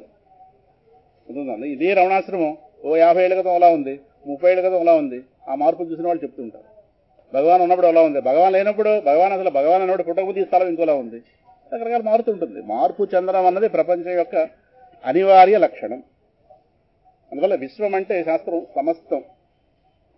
మరి ఎక్కడ మొదలెట్టాలి కొలత? నా దగ్గర నుంచి మొదలెట్టాలి. మరి నేనున్నాను కదా, నేను పార్ట్ అండ్ పార్సల్ ఆఫ్ విశ్వం. అందువల్ల నాతో కలుపుకుని సమస్తం ఎంత ఉందో తెలియదు. ఎన్నో లోకాలు ఉన్నాయి, ఎన్నో వస్తుజాలం ఉంది, తెలియక్కర్లేదు. కానీ ఎంతో ఉందని తెలిస్తే చాలు, ఆ మాత్రం జ్ఞానం ఉంటే చాలు. అందువల్ల ఈ నాతో కలుపుకుని సమస్తం ఎంత విశ్వం, ఇది తెలుస్తోంది. విశ్వం మొత్తం తెలియటం లేదేమో కానీ విశ్వం అనేది మాత్రం ఉందని తెలుస్తుంది. The world is too big అంటుంటాం ఇంగ్లీష్లో, మొత్తమే లేదు కావచ్చు. కానీ ఈ విశ్వముగా తెలుస్తూ అంటే మనకి ఇప్పటిదాకా మనం చెప్పుకున్న మహాత్ములకి ఎక్కడ తేడా ఉందని, ఈ విశ్వముగా తెలుస్తూ తాను తెలియకుండా ఉన్నవాడు ఎవడో వాడు తెలిస్తే వాడు మహాత్ముడు. విశ్వం దగ్గర ఆగిపోతే సామాన్యులం, ఈ విశ్వం చూపుతూ ఆగిపోతే. విశ్వముగా తెలుస్తూ తాను తెలియకుండా ఉంటున్నవాడు ఎవడో, ఏదో ఒక శక్తి ఉంది, ఏదో ఉంది కాబట్టే ఒక రమణుడు ఒక ప్రహ్లాదుడు డిఫరెంట్గా బిహేవ్ చేశారు. ఏదో లేకపోతే వాడు మళ్ళా ఉండాలిగా. ఫ్యాన్ వేస్తేనే కుదురుగా కూర్చోలేకపోతున్నావు. నేను రోజున ఆ పాతాళ లింగం దగ్గర చూస్తే 120 ఏళ్ల క్రితం అక్కడ పరిస్థితి ఎలా ఉండేది. ఇవాళే వెళ్ళి బాగుండి కూర్చోండి అంటే ఇవాళ కూర్చోమంటే 120 ఏళ్ల క్రితం ఆ పిల్లవాడు ఆ ఒళ్ళు మరిచిపోదామని చెప్పి తనకు లోపల కలుగుతున్న అనుభూతికి వీళ్ళందరూ ఇబ్బంది పెడుతుంటే ఎవరికి కనిపించకుండా ఏదో చీకట్లో వెళ్ళిపోవాలి. అక్కడ ఏముంది, ఇవాళ మనం కూర్చోవాలంటే ఇది కూర్చోవాలి, నాకు ఇది దుప్పటి అయిపోతే కూర్చోను. ఆయన గారు ఆ చీకట్లో ఏముంది, అక్కడ బూజుందా, దేముందా, భూతం ఉందా, తనకు అనవసరం. అక్కడ శివుడు ఉన్నాడని వాళ్ళు లేదు, చీకటి ఉందని వెళ్ళాడు ఆయన. కారణం తానే శివుడు. ఒక శివలింగం ఉంది, ఇది అర్చించుకుందామని వెళ్ళినవాడు కాదు సుమా. ఎవరో దాన్ని ఆదరించట్లేదు ప్రదేశాన్ని. తన మీద లోకం దృష్టి పడకూడదు. తను ఏదైతే పొందున్నాడో అందులో ఉండిపోవాలంతే. తన మళ్ళీ ఒళ్ళులోకి మేలుపుకో ఎవడు తీసుకురాకూడదు. మళ్ళీ తన ఆశ అంతే. సరే జరిగిందిలే కూడా పక్కన పెడదాం అంటే ఆ రోజున తన ఇన్ని చూసుకోలేదంటే తనకి లోపల ఏ ఆనందం కలిగి ఉంటుంది అనేది కొద్దిగా ఊహతో వెళితే ఆ మాత్రం, అంతకన్నా ఎక్కువ వెళ్ళలేము. ఏదైతే తన మధురలో అనుభూతిగా వచ్చిందో ఆ అనుభూతి ఏదైతే ఏదో లోపల చూస్తే కుర్రాడు మనలాగే పంచభూతాలతో తయారైన దేహమే కావచ్చు, కానీ ఆ వస్తువు ఆయనకి పరిమితం అని మనం వదిలేంక మరి ఆనందం మనకొద్దా కదా. అంటే ఇంత ప్రపంచాన్ని 17 ఏళ్ల దాకా ఒకలా ఉన్న వ్యక్తి ఒక్కసారి ప్రపంచాన్ని తోలనాడి ప్రపంచం మీద ఒక తూష్ణీభావంతో పూర్తిగా దేని ఏందో ఒక్కసారి 21 ఏళ్ల రమణుడు ఆ ఫోటో చూస్తే అసలు ఆ కళ్ళల్లో ఉన్నటువంటి ఆ శాంతి, ఆ ప్రజెంట్ లోపల ఏదో ఉంది అనేది ఉపనిషత్తులు ఏవైతే ఉద్ఘోష పెడుతున్నాయో అది ఈ పిల్లవాడి దగ్గర సత్యమైంది అన్నప్పుడు ఎక్కడైనా ఒక నిరూపణ జరిగితే, ఎలాగైతే బల్బు వెలిగిందనగానే కరెంట్ ఉందని ఎలా తెలుస్తుందో అలాగే ఎక్కడైనా ఒక మహాత్ముడి దగ్గర నిరూపణ జరిగితే వెంటనే మళ్ళాంటి వాళ్ళందరికీ ఒక ప్రచోదనం కలుగుతుంది. అందుకే భగవంతుడు సర్వవ్యాపకత్వాన్ని ప్రహ్లాదుడు సత్యం చేయగానే, లేదు ప్రహ్లాదుడి మాటని విష్ణు సత్యం చేయగానే సత్యం విధాతుం వెంటనే మనకు ఆలంబన లభించింది పరమాత్మ సర్వవ్యాపి అని. మనకి అందేలో కూడా పక్కన పెట్టండి, ముందు ఒక మాట ఆధారం చేసుకుంటాం కదా. వెంటనే మాట అంటాం, ఎదురుకుండా దేవుడి ఫోటో లేకపోతే భగవంతుడు అంతా ఉన్నాడు కదా వాడికి నమస్కారం అని ఎలా పెట్టగలుగుతున్నాం? ఎదురుకుండా ఫోటో ఉంటే నమస్కారం పెడతాం, ఫోటో లేకపోతే కానీ నమస్కారం పెడుతున్నావా, స్వామి నాకు ఆపద వచ్చింది అని ఎక్కడున్న వాళ్ళమైనా సరే ఒక్కసారి మన మనసును ఆయన ముందు పెట్టగలుగుతున్నామంటే ప్రహ్లాదుడు ఆ రోజు కల్పించిన ఆలంబనేక. వాడు మనం నిరూపించేసుకున్నామా? లేదుగా. అంటే ఇలాగా దేహాతీతమైన ఒక ఆనందం ఉంది అన్నదాని విషయంలో రమణుడు మనకు సపోర్ట్ ఇస్తే, సర్వవ్యాపకత్వం భగవంతుడి ఆల్ పెర్వేడింగ్ అన్నదానికి ప్రహ్లాదుడికి సపోర్ట్ ఇస్తే వాటిని వాడుకునే మన ఆధ్యాత్మికంగా మన పురోగమనం చెందుతున్నాం, కాదనడానికి లేదు. ఇలా అనేక మంది మహాత్ములు అనేక వాళ్ళ అనుభూతులు మనకి గ్రంథాల రూపంలో వాక్యాల రూపంలో ఇస్తే దాన్ని సపోర్ట్ తీసుకున్నాం కదా వెళుతున్నాం. లేకుండా మనం ఎలా వెళ్ళిపోతాం కదా.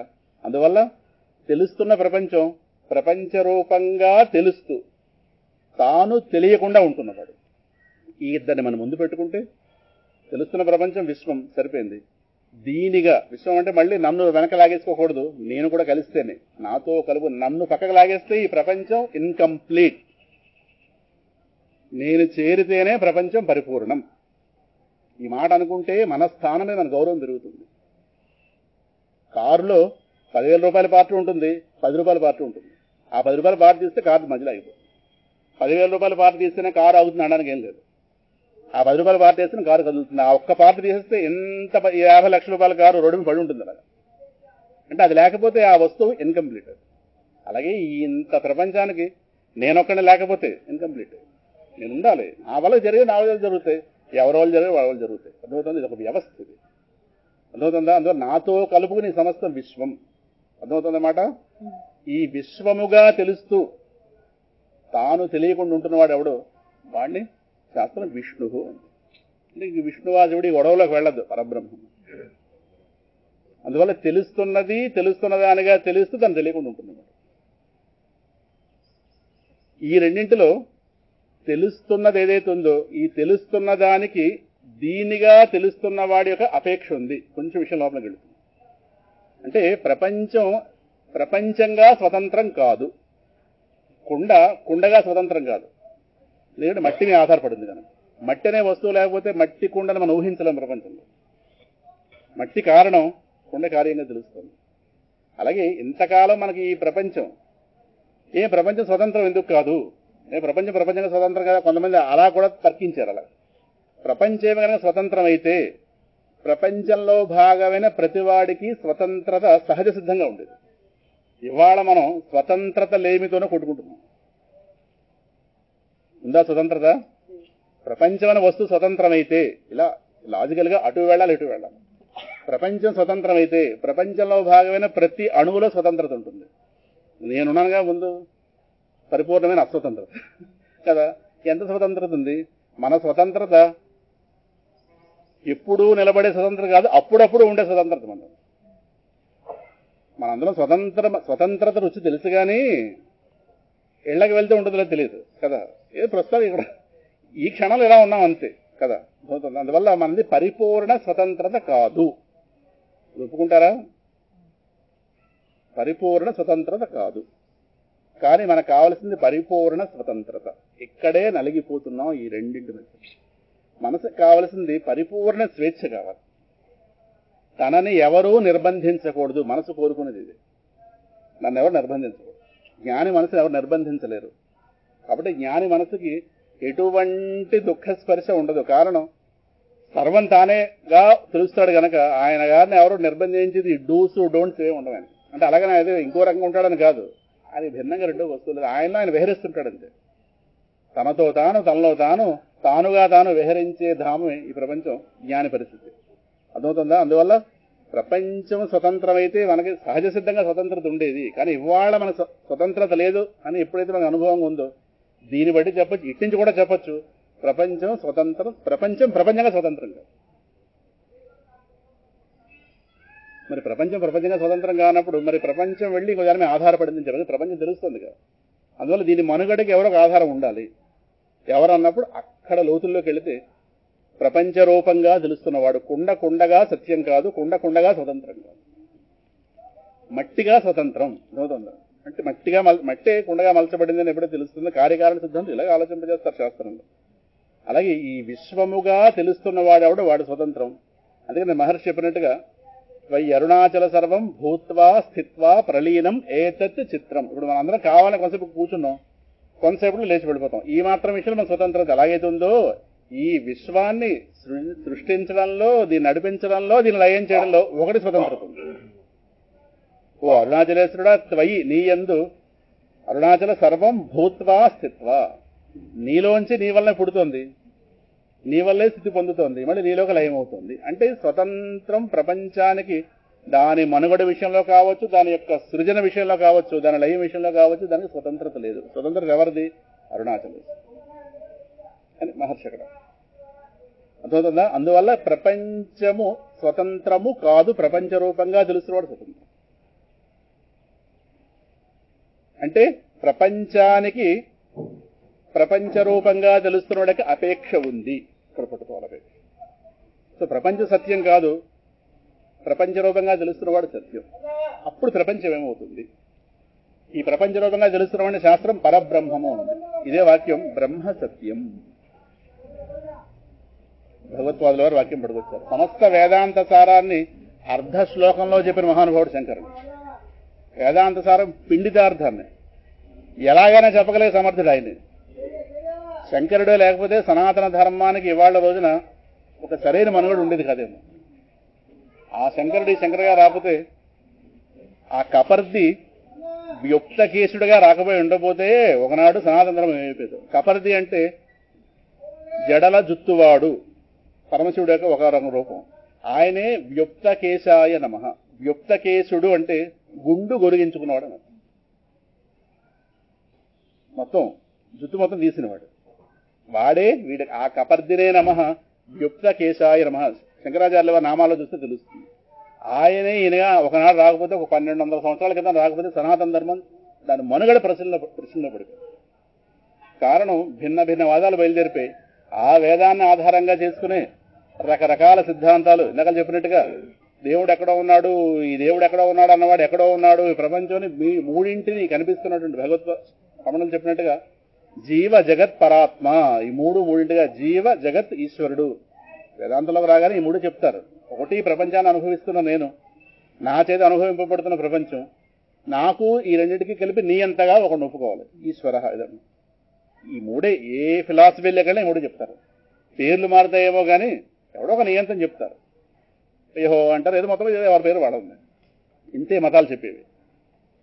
అయితే ఈ ఈ మూడింటిగా తెలుస్తున్నది ఏదైనా ఒకటి ఉందా అనేది ఒక రీసెర్చ్.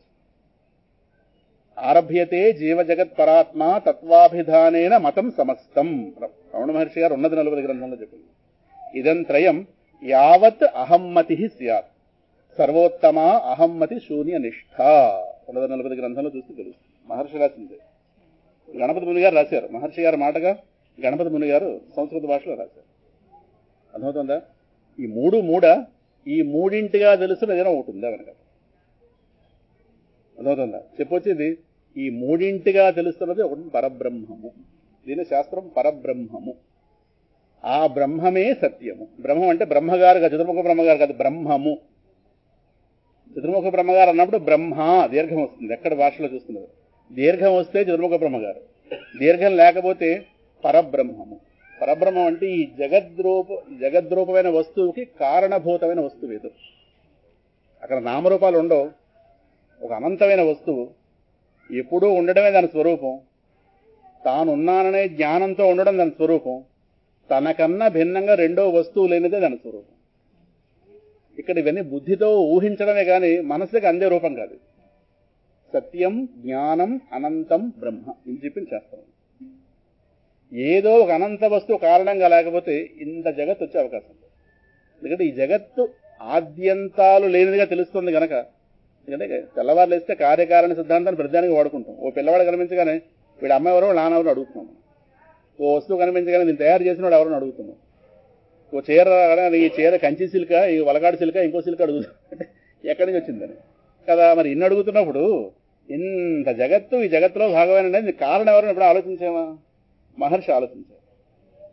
మహర్షి ఆలోచన చెప్పినాయన కాదు, అనుభూతిలో చెప్పినాయన కదా. సర్వై నిదానం జగతోహమశ్చ వాచ్య ప్రభు కశ్చిత్ అపార శక్తి. అది కూడా ఉన్నత 40 శ్లోకమే. నాకు కనిపిస్తున్న ప్రపంచానికి అనంతమైన సామర్థ్యం ఉన్న ఒకానొక ప్రభువు కారణంగా ఉన్నాడని అందరూ ఒప్పుకోవాలి. ఆ వాక్యానికి అర్థం అది. అనంత సామర్థ్యం ఉన్నవాడు, పరిమిత సామర్థ్యం ఉన్నవాడు పరిమిత వస్తువును తయారు చేస్తాడేమో. అనంతమైన సామర్థ్యం ఉన్నవాడు అనంతమైన తయారు. ఇంత ప్రపంచాన్ని తయారు చేసి నిర్వహించాలంటే మన ఇంటికి 50 మందిని పిలిచి 50 మందిని 3 పూట్ల వాళ్ళ నిర్వహణ చూడాలంటే మన పని అయిపోతుంది. కాబట్టి మన శక్తి చాలదు. కాబట్టి వంటలు ఎక్కడికో అప్పచెప్పుకుంటాం, ఇంకోరు ఎవరికో అప్పచెప్పి వాళ్ళ సహాయం చేస్తే ఆ 3 పూట్ల వాడిని గడిపి వాడిని పంపి అల్పమైన శక్తి ఉన్న వాళ్ళగా ఆ మాత్రం చేస్తాం. చాలా మంది శక్తి అప్పు తెచ్చుకుంటాం, కరెక్టే. కానీ అనంతమైన జగత్తును తయారు చేసి దీన్ని నిరంతర నిర్వహణ చూడాలంటే వాడికి ఎంత సామర్థ్యం ఉండాలి? కశ్చిత్ అపార శక్తి ప్రభు. ఒకానొక అనంత సామర్థ్యం ఉన్న ప్రభువును ఒప్పుకుని తీరాలి మనం. వాడెవడు ఎక్సా వయ్యా జడ్డ ఏమో. అందుకే అక్కడ నామరూపాలు చెప్పే అవకాశం లేదు కనుక అది అనంత వస్తువు. పరిమిత వస్తువు నామరూపాలు ఉంటాయేమో కానీ అనంత వస్తువు ఉండదు. అరుణాచలేశ్వరుడు పరిమితంగా తెలుస్తున్నాడు, అక్కడ ఒక రూపం ఉంది. దానికంటే పెద్ద పరిమితంగా తెలిసాడు, ఇక్కడ ఒక రూపం ఉంది. కానీ దీనిగా ఆయన ఆవిర్భవించక ముందు ఆద్యంతాలు లేని అనల స్తంభంగా కనిపించాడు అక్కడ రూపంలో. అంటే ఆయన గారి యొక్క ఒరిజినల్ నేచరు ఆద్యంతాలు లేని అనల స్తంభం. అనలు అంటే అగ్ని, జ్యోతిస్తంభం. అక్కడ నుంచి వాళ్ళ ప్రార్థన మేరకు నామరూపాలతో మారగానే ఇది వచ్చింది, ఇది కాస్త ఇది వచ్చింది. పెద్దవాళ్ళు అలాగా చెప్తున్నారు కదా మనకు. అలాగా చెప్పొచ్చేది పరమాత్మ యొక్క ఒరిజినల్ నేచర్ అయితే అనంతత్వం. అందులో భగవంతుడు అనగానే అనంత వస్తువుగా అర్థమైతే మనం వేరం బాగుపడిపోతాం. మనకు మొదట్లో మనకు ఎలా అర్థం అవ్వలేదు. మనకి భగవంతుడు అనగానే మనకు కొద్దిగా పరిమితంగా అర్థమయ్యాడు. పరిమితంగా అర్థం అవడంలో పరిమితంగా వాడుకుంటున్నాం భగవంతుడిని. విచ్చలవిడిగా వాడుకోవాలి భగవంతుడిని, కానీ చాలా పొదుపుగా వాడుకుంటున్నాం. ఇదే మన దగ్గర వచ్చిన సమస్య. వాళ్ళందరూ విచ్చలవిడిగా వాడేసుకుంటున్నారు. ఎవరు? అర్థమైన వాళ్ళందరూ. మనం మాత్రం బంగారం డబ్బు వాడుతున్నట్టు చాలా పొదుపుగా. మనకి ఇలా అర్థమైంది. మనకి పొదుపుగా వాడండి అంటే భగవంతునేమోనే మనకన్నా తేడాగా అర్థమవుతుంది. అంటే ఇంక మనకి వచ్చే ప్రతి అవసరాన్ని భగవంతునే వాడుకోవాలి. వాడుకోవటం లేదు, ఏదో వేడుకుని విడిచిపెట్టేస్తున్నామండి. మొత్తం మీద వాడు కూడా చెప్పాడు స్పష్టంగా, నేను వాళ్ళని ఎంత అర్థం చేసుకుని అంత మేరకి. గీతలో స్పష్టంగా ఆయన గారితో డీల్ అలాగే ఉంటుంది. వాళ్ళు ఎంత మేరకు నన్ను అర్థం చేసుకుంటే అంత మేరకు నేను వాళ్ళకి సాయం చేస్తాను. వాళ్ళ అనంత వస్తువు అర్థం చేసుకుంటే అయిపోయింది. ఇంకా వాళ్ళ అవసరాలను అవసరాలుగా మారుతాయి. అంటే ఎంతగా మనకు భక్తి పెరగాలంటే, భక్తి అంటే ఏంటంటే మహాత్ముడు చెప్తాడు, మనకు వచ్చిన దుఃఖానికి భగవంతుడు ఏడిస్తే, మనకు వచ్చిన సుఖానికి భగవంతుడు ఆనందిస్తే అదిగా భక్తి. కానీ ప్రస్తుతం మన దుఃఖాన్ని మనం ఏడుస్తున్నాం, మన సుఖాన్ని మనం ఆనందిస్తాం. కాదని చుట్టూ 3-4 చేరుతారు. కానీ పరమాత్మ స్పందించి మన దుఃఖానికి, పరమాత్మ మన సుఖానికి స్పందిస్తే మన భక్తి తారాస్థాయికి చేరుకుంది. అందుకే పిల్లవాడు ఇన్ని శిక్షలు అనుభవిస్తుంటే వీడు బాగానే ఉన్నాడు. వీడి శిక్షలు అనుభవించడం వాడు చూడలేదు. వీడా వాడిని పిల్లవాడు ఎప్పటికీ. వాడంటే నరసింహస్వామిని అర్థం. పిలవటం లేదు, హాయిగా శిక్షలు అనుభవించేస్తున్నాడు. మనం పేరెంట్కి వెళ్ళి వచ్చినట్టుగా అలాగా వెళ్ళి శిక్షల్లోకి వెళుతున్నాడు, వస్తున్నాడు. వాడికి శిక్షకి శిక్ష లేకపోవడానికి భేదం తెలియదు. ఇంత మేధావి హిరణ్యకశిపుడు ప్రహ్లాదుడిని ఒకంత కూడా గాయపరచలేకపోయాడు. కారణం వ్యాసుల వారు స్పష్టంగా చెప్పారు. పరే బ్రహ్మణి అనిర్దేశ్యే భగవతి అఖిలాత్మని యుక్తాత్మని అఫలా ఆసన్ అపుణ్యస్యేవ సత్క్రియా. మూలభాగవతం. వాడు పరమాత్మని అంతటా నిండున్న పరమాత్మ యందు మనసుని నిక్షిప్తం చేసాడేమో. హిరణ్యకశిపుడి యొక్క శిక్ష ఏది వాడిని ముట్టుకోలేకపోతుంది. అంటే వాడిని ముట్టుకోవాలంటే ముందు విష్ణువుని ముట్టుకోవాలి. ఏది ఈయన గారు పంపించిన ఆయుధం ఏదో, ఈయన గారికి ఆయన గారు ఎప్పుడైతే ఒక వలయంగా ఉన్నాడో వీడిని ముట్టుకోవాలి. వాడిని ఎక్కడ ముట్టుకుంటుంది? అందువల్ల పరమాత్మ ఏం చేశాడంటే అంతటా విష్ణువునే చూసేవాడిని, అంతటా భగవంతుని చూసేవాడికి అర్థమవుతుందా, ఆ వస్తువు ప్రతి దాంట్లో భగవతత్వాన్ని దర్శించేవాడికి వస్తువు ఆ వస్తువు చేసే పని ఆ వస్తువు వాడి విషయంలో చెయ్యదు. అగ్ని దానిపై అది చేసే పని చేయలేకపోయింది, గాలి అది చేసే పని చేయలేకపోయింది, ఆయుధాలు అవి చేయవలసిన పని అవి చేయలేకపోయింది. తిరిగేసి ఆయుధాలతో పొడిస్తే, విష్ణు పురాణాలు చెప్తారు, ఆయుధాలతో పొడిస్తే మన మీద పూలు చల్లితే మనకి ఎంత సుకుమారంగా ఉంటుందో ఈ పిల్లవాడికి అవన్నీ అలా మారాడు. కారణం వాటికి ఆయా వస్తువులకి ఆయా తత్వాలు విధించిన పరమాత్మ వీడి విషయం దగ్గరికి వెళ్ళేసరికి వాటి వెనక లాగేశాడు. దహింపజేసే శక్తిని అగ్నిలోంచి వెనక లాగేశాడు, ప్రాణం తీసే శక్తిని విషయంలోంచి వెనక లాగేశాడు. దాంతో అవన్నీ నిరుపయోగం అయ్యాయి హిరణ్యకశిపుడి భాషలో. కానీ ప్రహ్లాదుడికి వెళ్ళేసరికి వాడికి ఇవన్నీ మన భాష, ప్రహ్లాదు భాష. అర్థమవుతుందా? అందువల్ల అంటే భగవంతుని వాళ్ళు విచ్చలవిడిగా వాడుకున్నారు. పదం ఏమిటో విచ్చలవిడిగా అని చెప్తున్నాను. మనం చాలా పొదుపుగా వాడుకుంటున్న దురదృష్టవంతులం ఈ మాట చెప్తారు. రమణుడు అరుణాచలేశ్వరుడు బాగా అకౌంట్ వాడేశాడు. ఆయన బాగా 17 ఏళ్ల పాటు వాళ్ళ అమ్మాయి అయిపోయింది. ఆ 17 ఏళ్ల తర్వాత ఇంక వాళ్ళ అమ్మతో పనిలేదు. ఇంకా ఈయన గారి ప్రతి అవసరం ఆయన గారి వల్లే తీరింది. ఈయన గారి కోసం అందరూ భిక్షాటం చేశారు. ఈయన గారి కోసం ఆయన గారి పడిగాపులు కాయని క్షణం లేదేమో. అలా చూస్తాడు పరమాత్మ. భగవద్గీతలో ప్రమాణం ఉంది, అనన్యాస్ చింతయంతో. ఆయన ఏ చింత లేకుండా కూర్చున్నాడు మహానుభావుడు. ఏ చింత లేనివాడు భగవంతుడికి చింతగా మారుతాట. అందుకే మనం భగవంతుడి చింత మనం పెంచొద్దు. మన హాయిగా మన చింతలు మనమే పెట్టుకుంటే హాయిగా పరమాత్మ విషయం దుఃఖపడతాం. మనకి ఎవరిని దుఃఖపెట్టద్దంటే మనకి ఏమర్థమైందంటే భగవంతుని దుఃఖపెడతాను మనకు అర్థమైంది. మనకు అన్ని ఇవాళ తేడాగా అర్థమైన మాటలే. తనకి ఏ చింత లేనివాడు పరమాత్మ చింతగా మారుతాడు. అందుకే పరమాత్మ అనన్యభక్తి కలగనివ్వడు. ఎక్కడో ఒకడు అడ్డుపెడతాడు. ఏదో చూపించి ఏదో ఒకటి చేస్తాడు. ఆయన గారు మనం అభ్యపెట్టడానికి పెద్ద కష్టపడక్కలేదు. ప్రపంచంలో బోల్డ్ ఉన్నాయి.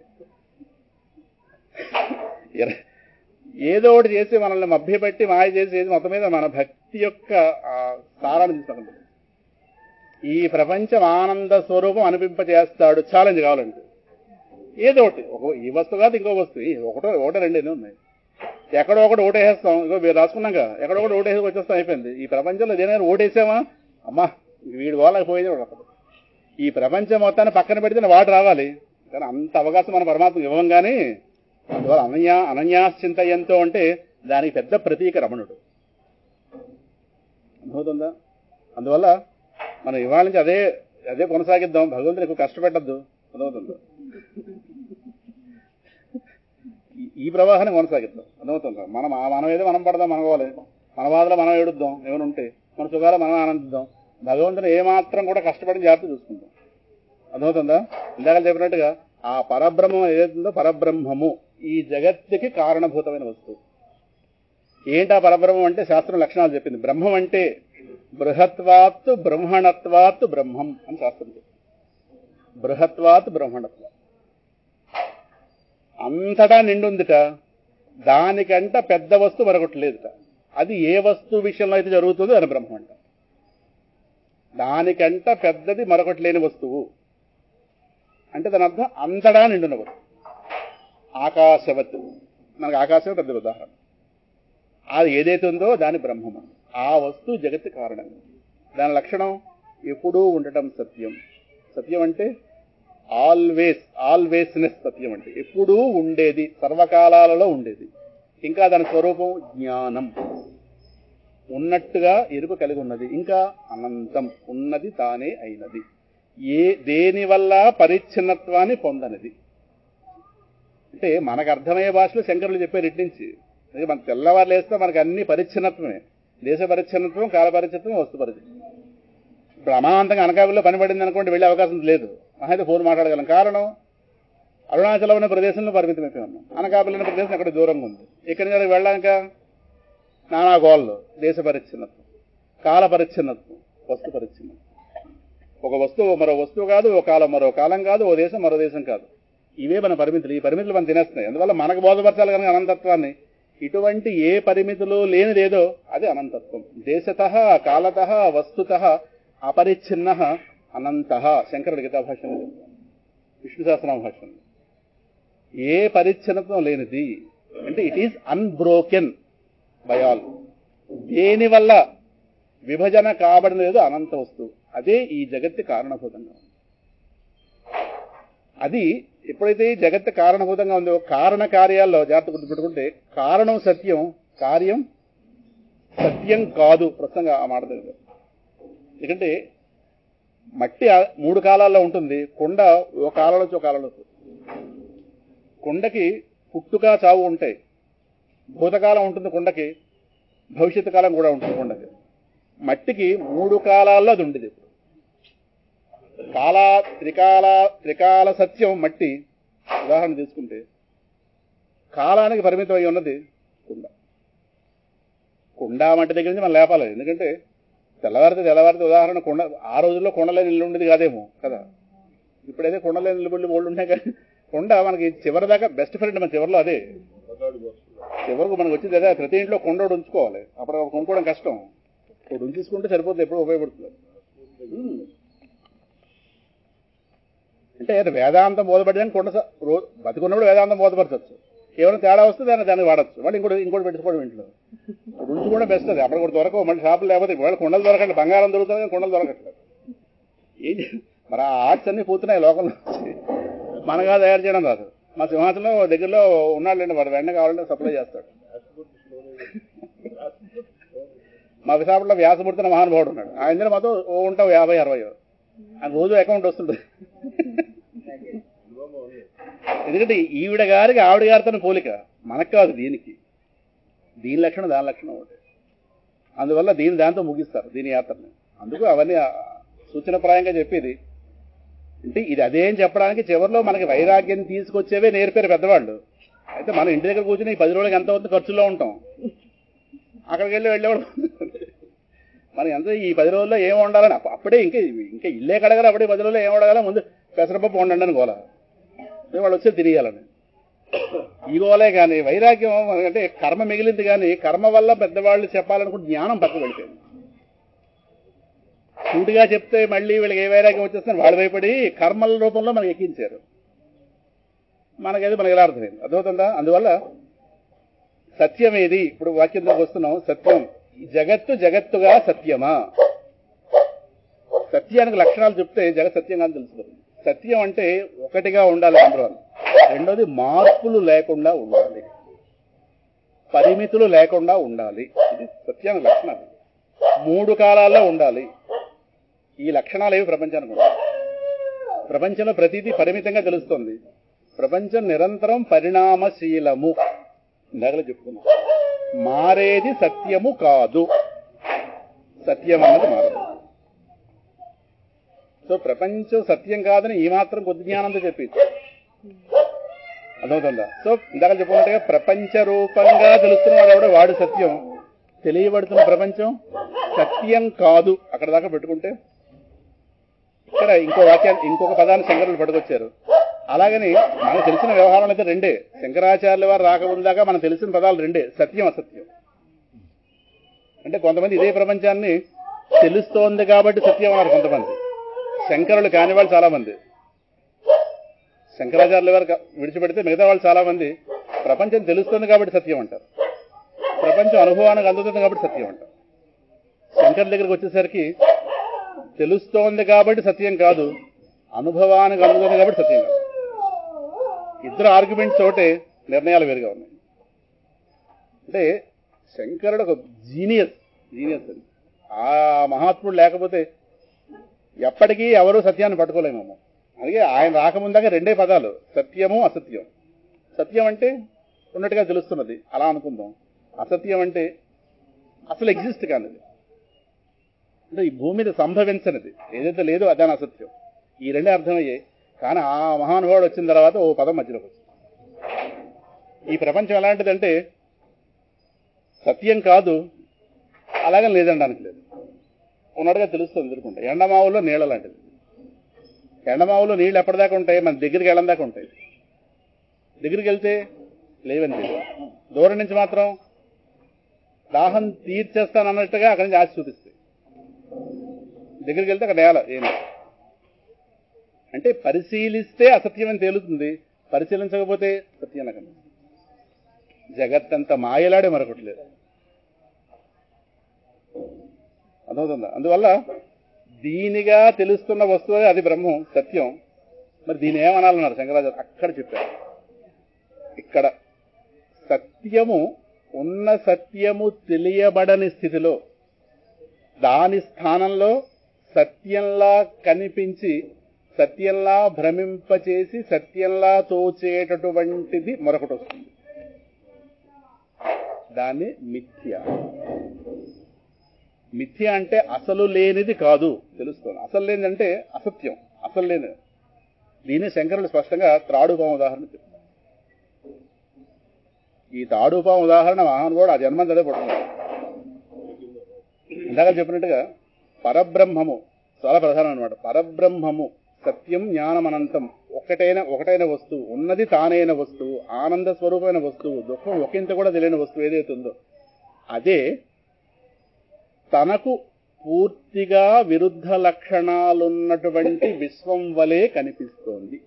ఇది ఈ రెండింటికి జాయింట్. అది పరబ్రహ్మము అంటే సత్యమైన వస్తువు, సత్యం నిత్యం ఏదైతే లక్షణాలున్నా దానికే వెళతాయి. అవ్యయం, నాశరహితం, మొత్తం అనే సత్య వస్తువు. అది సుమా ఇక్కడే సత్యము తానుగా ఉంటూనే, ఏ మార్పు లేకుండా. మార్పునే సత్యం కాదు మళ్ళీ.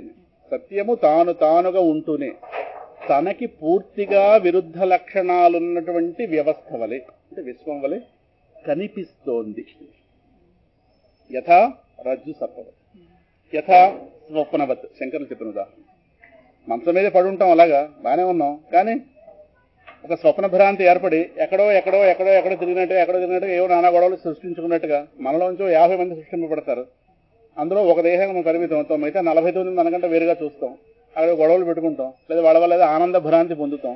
అంతా అయింది, లేచిన తర్వాత ఒకటి మిగులుతాం. అది ఉందా లేదా అంటే తత్కాలంలో ఉంది. అది అసలు లేనిదైతే మన భ్రమ ఏర్పడదు. మనం లేచగా భ్రమ అంటాం కరెక్టే, కానీ స్వప్నం చూస్తున్న సమయంలో సత్యం అది. స్వకాలే సత్యవత్ భాతి. శంకరాచార్య వారు ఆత్మబోధ గ్రంథంలో చెప్పింది. స్వకాలే అంటే తత్సమయంలో సత్యవత్ భాతి, సత్యం వల్ల కనిపించింది. ప్రబోధే మేల్కొంటే అసత్యవత్ భాతి. అర్థమవుతుందా? ప్రబోధే అసత్యవత్ భవే, మేల్కొంటే అసత్యం అని తేలిపోయింది, తత్కాలంలో సత్యంగా కనిపిస్తుంది. అలాగే ఈ ప్రపంచం ఏమిటి అనేది పరిశీలన చేయనంత వరకు సత్యంగా కనిపిస్తుంది. ఇది చాలా ప్రమాదకరమైంది. ఇది రెచ్చగొడుతుంది ఇంద్రియాలను, రెచ్చగొట్టి మీకు నిజమైన శాంతిని ఇస్తానని భ్రమింపజేస్తుంది. ప్రపంచం మనం అనుకున్నది మంచిదేం కాదు, ఇది చాలా ప్రమాదకరమైంది. ఇందాక చెప్పుకున్నాం కదా, మనకు ఒక రకమైన ఒక అభిప్రాయం మన దగ్గర అలాగే ఉంది, ఆనందం ప్రపంచంలోంచి వస్తుందని. ఈ అభిప్రాయంతో మనం ఉన్నాం. ఇస్తానని మోసం చేసే లక్షణం దాని దగ్గర ఉంది. సరిపోయింది దీనికి దానికి జతాను. ఇది పైకి వెళ్ళడానికి సిద్ధం, పట్టుకోవడం కలిసి సిద్ధం. ఇలాగే పాడైపోతూ వచ్చాం. కొంతమంది బోధపడిన వాళ్ళు ప్రపంచాన్ని కరుణిస్తుంటారు. ప్రపంచం ఉంటే ఉందండి, మన దగ్గర జాగ్రత్త, వాళ్ళగాడు మన దగ్గర జాగ్రత్త, అది లాగేస్తుంది పైకి. దాని చెప్పి దానికి ఉంది. అంటే వీళ్ళకి సగల సగం అర్థం ఇలా మాట్లాడుతుంటారు కొంతమంది. వాళ్ళు ఊరుకుందాం అంటే ఇది దిగుతున్న కొద్దీ సత్యాలు ఆవిష్కరింపబడతాయి. ప్రారంభంలో మొదటిసారి అరుణాచలం వచ్చినప్పుడు ఒక స్థాయి సత్యాలు వస్తుంటే అధ్యయనం చేస్తుంటే కొంత మనం పరిశోధిస్తే, కొంతమంది పరిశీలిస్తే, కొంత మన పుణ్యవాళ్ళని సహకరిస్తే, పెద్దల దయ కుదిరితే మరికొన్ని సత్యాలు ఆవిష్కరింపబడతాయి లోపల. అలాగా అట్టడుక్కు దిగాలి.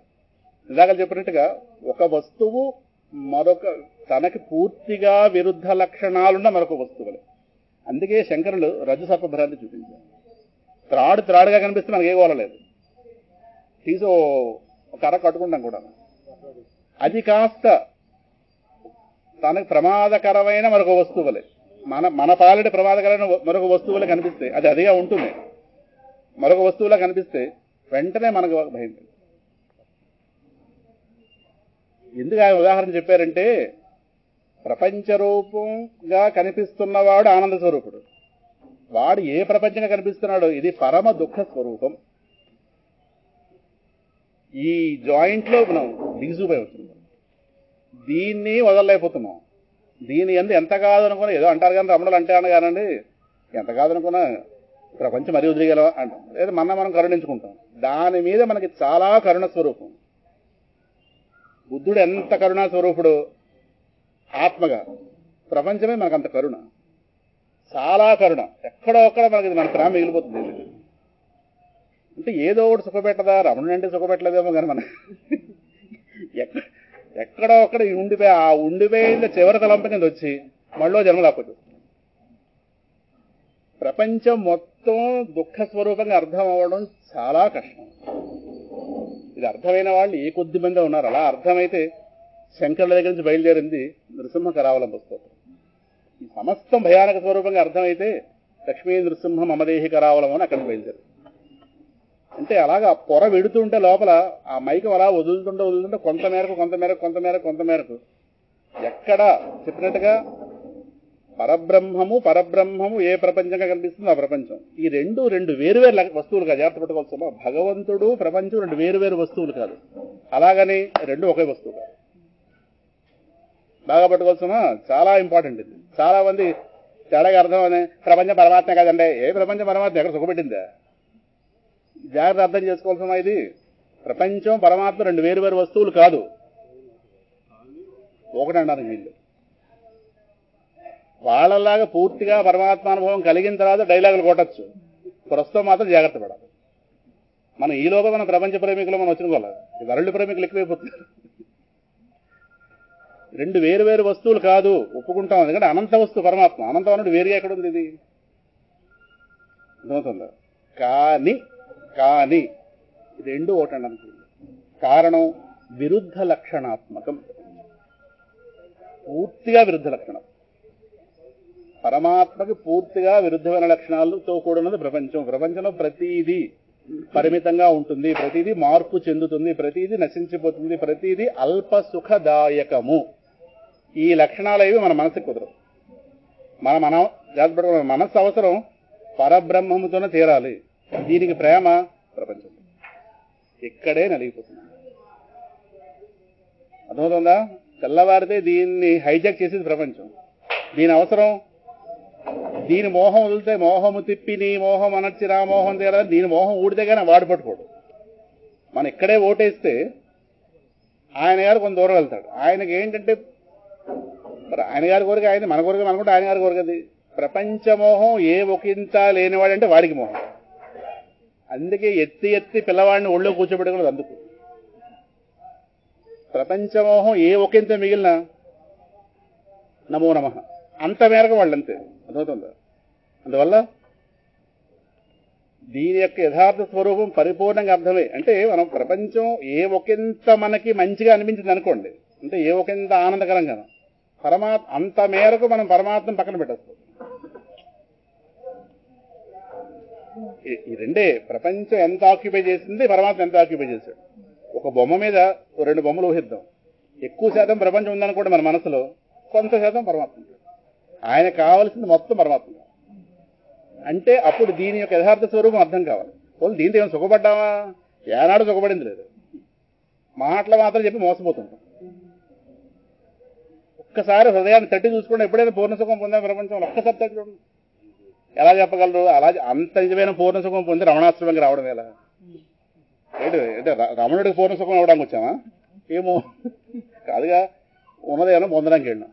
మరి అటువంటిప్పుడు ఇక్కడ రావడం అనేది జరిగిందంటే, అంటే ఈ అవేర్నెస్ మనకి రోజంతా కొనసాగదు. మనం ఏదో ఒక సత్సంగంలో కూర్చొని మాట్లాడుకుంటామేమో కానీ ఈ ప్రపంచం యొక్క దీని నైజం ఏంటన్నది లోపల మనకి లోపల ప్రవాహం ఆలోచన ప్రవాహం కొనసాగాలి. అందువల్ల పరబ్రహ్మము, బ్రహ్మము ఇక్కడే పదం, బ్రహ్మము సత్యం. అది ప్రపంచంగా తెలుస్తున్నవాడు వాడు సత్యం. మరి ప్రపంచం తెలుస్తోంది లేదనడానికి లేదు. అందువల్ల దీని ఎక్కడ శంకరులు ఇంకో పదం పట్టుకొచ్చారు. సత్యం మీద ఆధారపడి ప్రకాశిస్తుంది. ఇది సత్యం మీద ఆధారపడి సత్యం వల్ల కనిపిస్తుంది. మనకు కనిపిస్తున్న పాము మనకి కనిపించని త్రాడు మీద ఆధారపడి ప్రకాశిస్తుంది. పాము ఎక్కడుంది? మన మనసులో ఉంది, అక్కడ లేదు. అక్కడ ఉన్న త్రాడే, సర్వకాలాల్లో అక్కడ ఉన్న త్రాడే. మన మనసులో పాము ఉంది. మన మనసులో ఉన్న పాము ఎక్కడికి వచ్చిందంటే అక్కడ ఉందని మనం చూస్తున్నాం. భ్రమ తొలగితే అమ్మా పాము పోయి త్రాడు వచ్చిందంటాం. కాదు, ఎప్పుడూ ఉన్న త్రాడు తెలిసింది. అక్కడ మనం మాట్లాడే మాటలు మనం మాట్లాడదు. పాము అటుపోయింది ఇటుపోయింది, ఆ కణంలో దూరిపోయింది, ఈ కణంలో దూరిపోయింది. పాము దూరిపోవడానికి ఎక్కడ లేదు. అక్కడ ఉన్న త్రాడే. అదేదో ఆషామాష ఉదాహరణలా కనిపిస్తుంది కానీ శంకరులు అక్కడ 2 విరుద్ధ లక్షణాలు చూపించారు. త్రాడు వల్ల ఏ ప్రమాదం లేదు, పరబ్రహ్మం వల్ల మనకి ఏ ఆపద ఉండదు. పాము వల్ల అన్ని భ్రమలే, ఆపదలే. అలాగే ఈ ప్రపంచం ఏదైతే ఉందో, ఈ ప్రపంచం మనకి కావలసిన అపరిమిత సుఖాన్ని ఇవ్వలేదు. ఇవ్వలేని ఒప్పుకుంటుందా? చెప్పనంటే వచ్చి మన ఎలక్షన్లో నాయకులు మాట్లాడుతుంది. ఇప్పుడు వాళ్ళు 5 ఏళ్ళకి ఒకసారి మాట్లాడతారేమో. ఇదో నిరంతరం మోసం చేస్తున్నారు.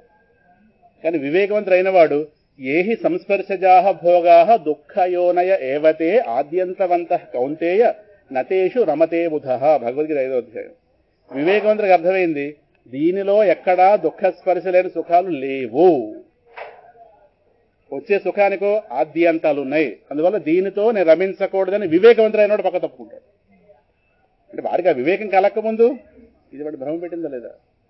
వివేకం కలిగిస్తే కలగాలి కానీ ప్రపంచం దానంతరం వివేకం కలిగించదు. ప్రపంచం ఓ దానికి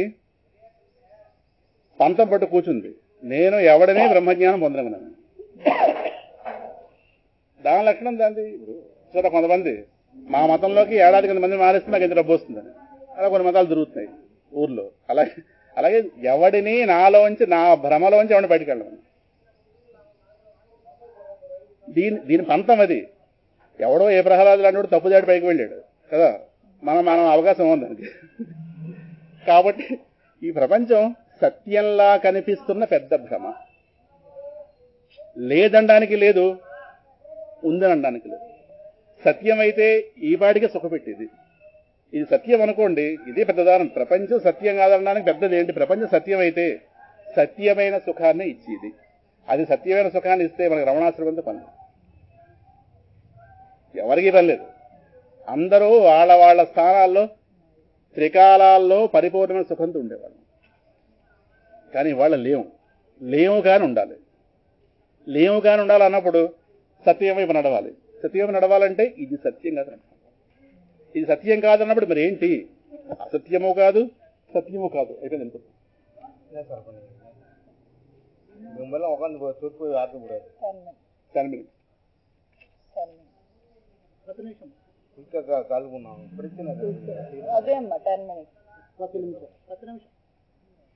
పత్తి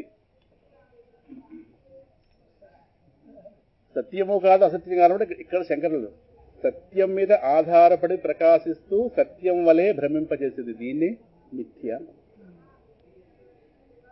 సో ఈ జగత్ ఏదైతే ఉందో ఇది మిథ్య.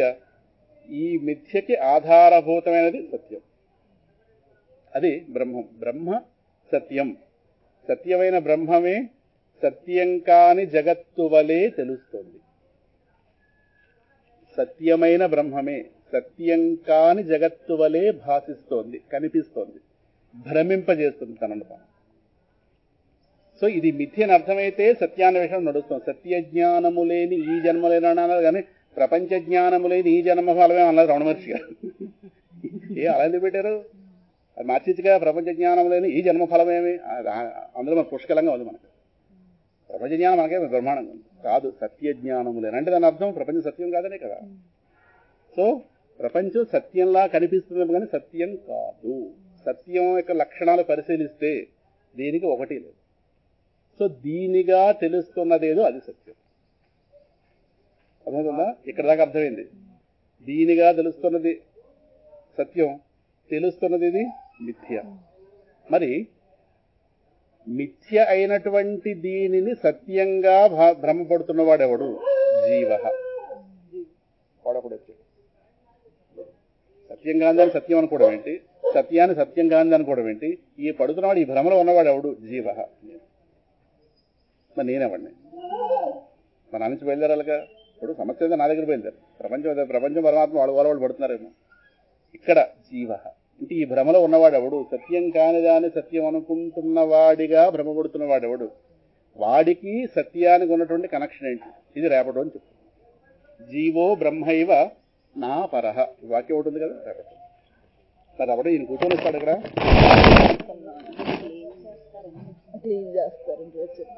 క్లీన్ చేస్తారా? అదా ఇంగ్లీష్ బాగా అర్థం. బ్రహ్మసత్యం జగన్మిథ్య. జీవో బ్రహ్మైవనాపరహ రేపటి. ఆ జీవుడు ఎవడు? మనమే. వీడు ఎందుకు భ్రమలో ఉన్నాడు? వీడు ఏ విధంగా బ్రహ్మమై ఉన్నాడు? స్వస్తి ప్రజాభ్యః పరిపాలయంతాం న్యాయేన మార్గేణ మహీమహీషాః గోబ్రాహ్మణేభ్యః లోకాః సమస్తాః సుఖినో భవంతు. నారాయణ నారాయణ.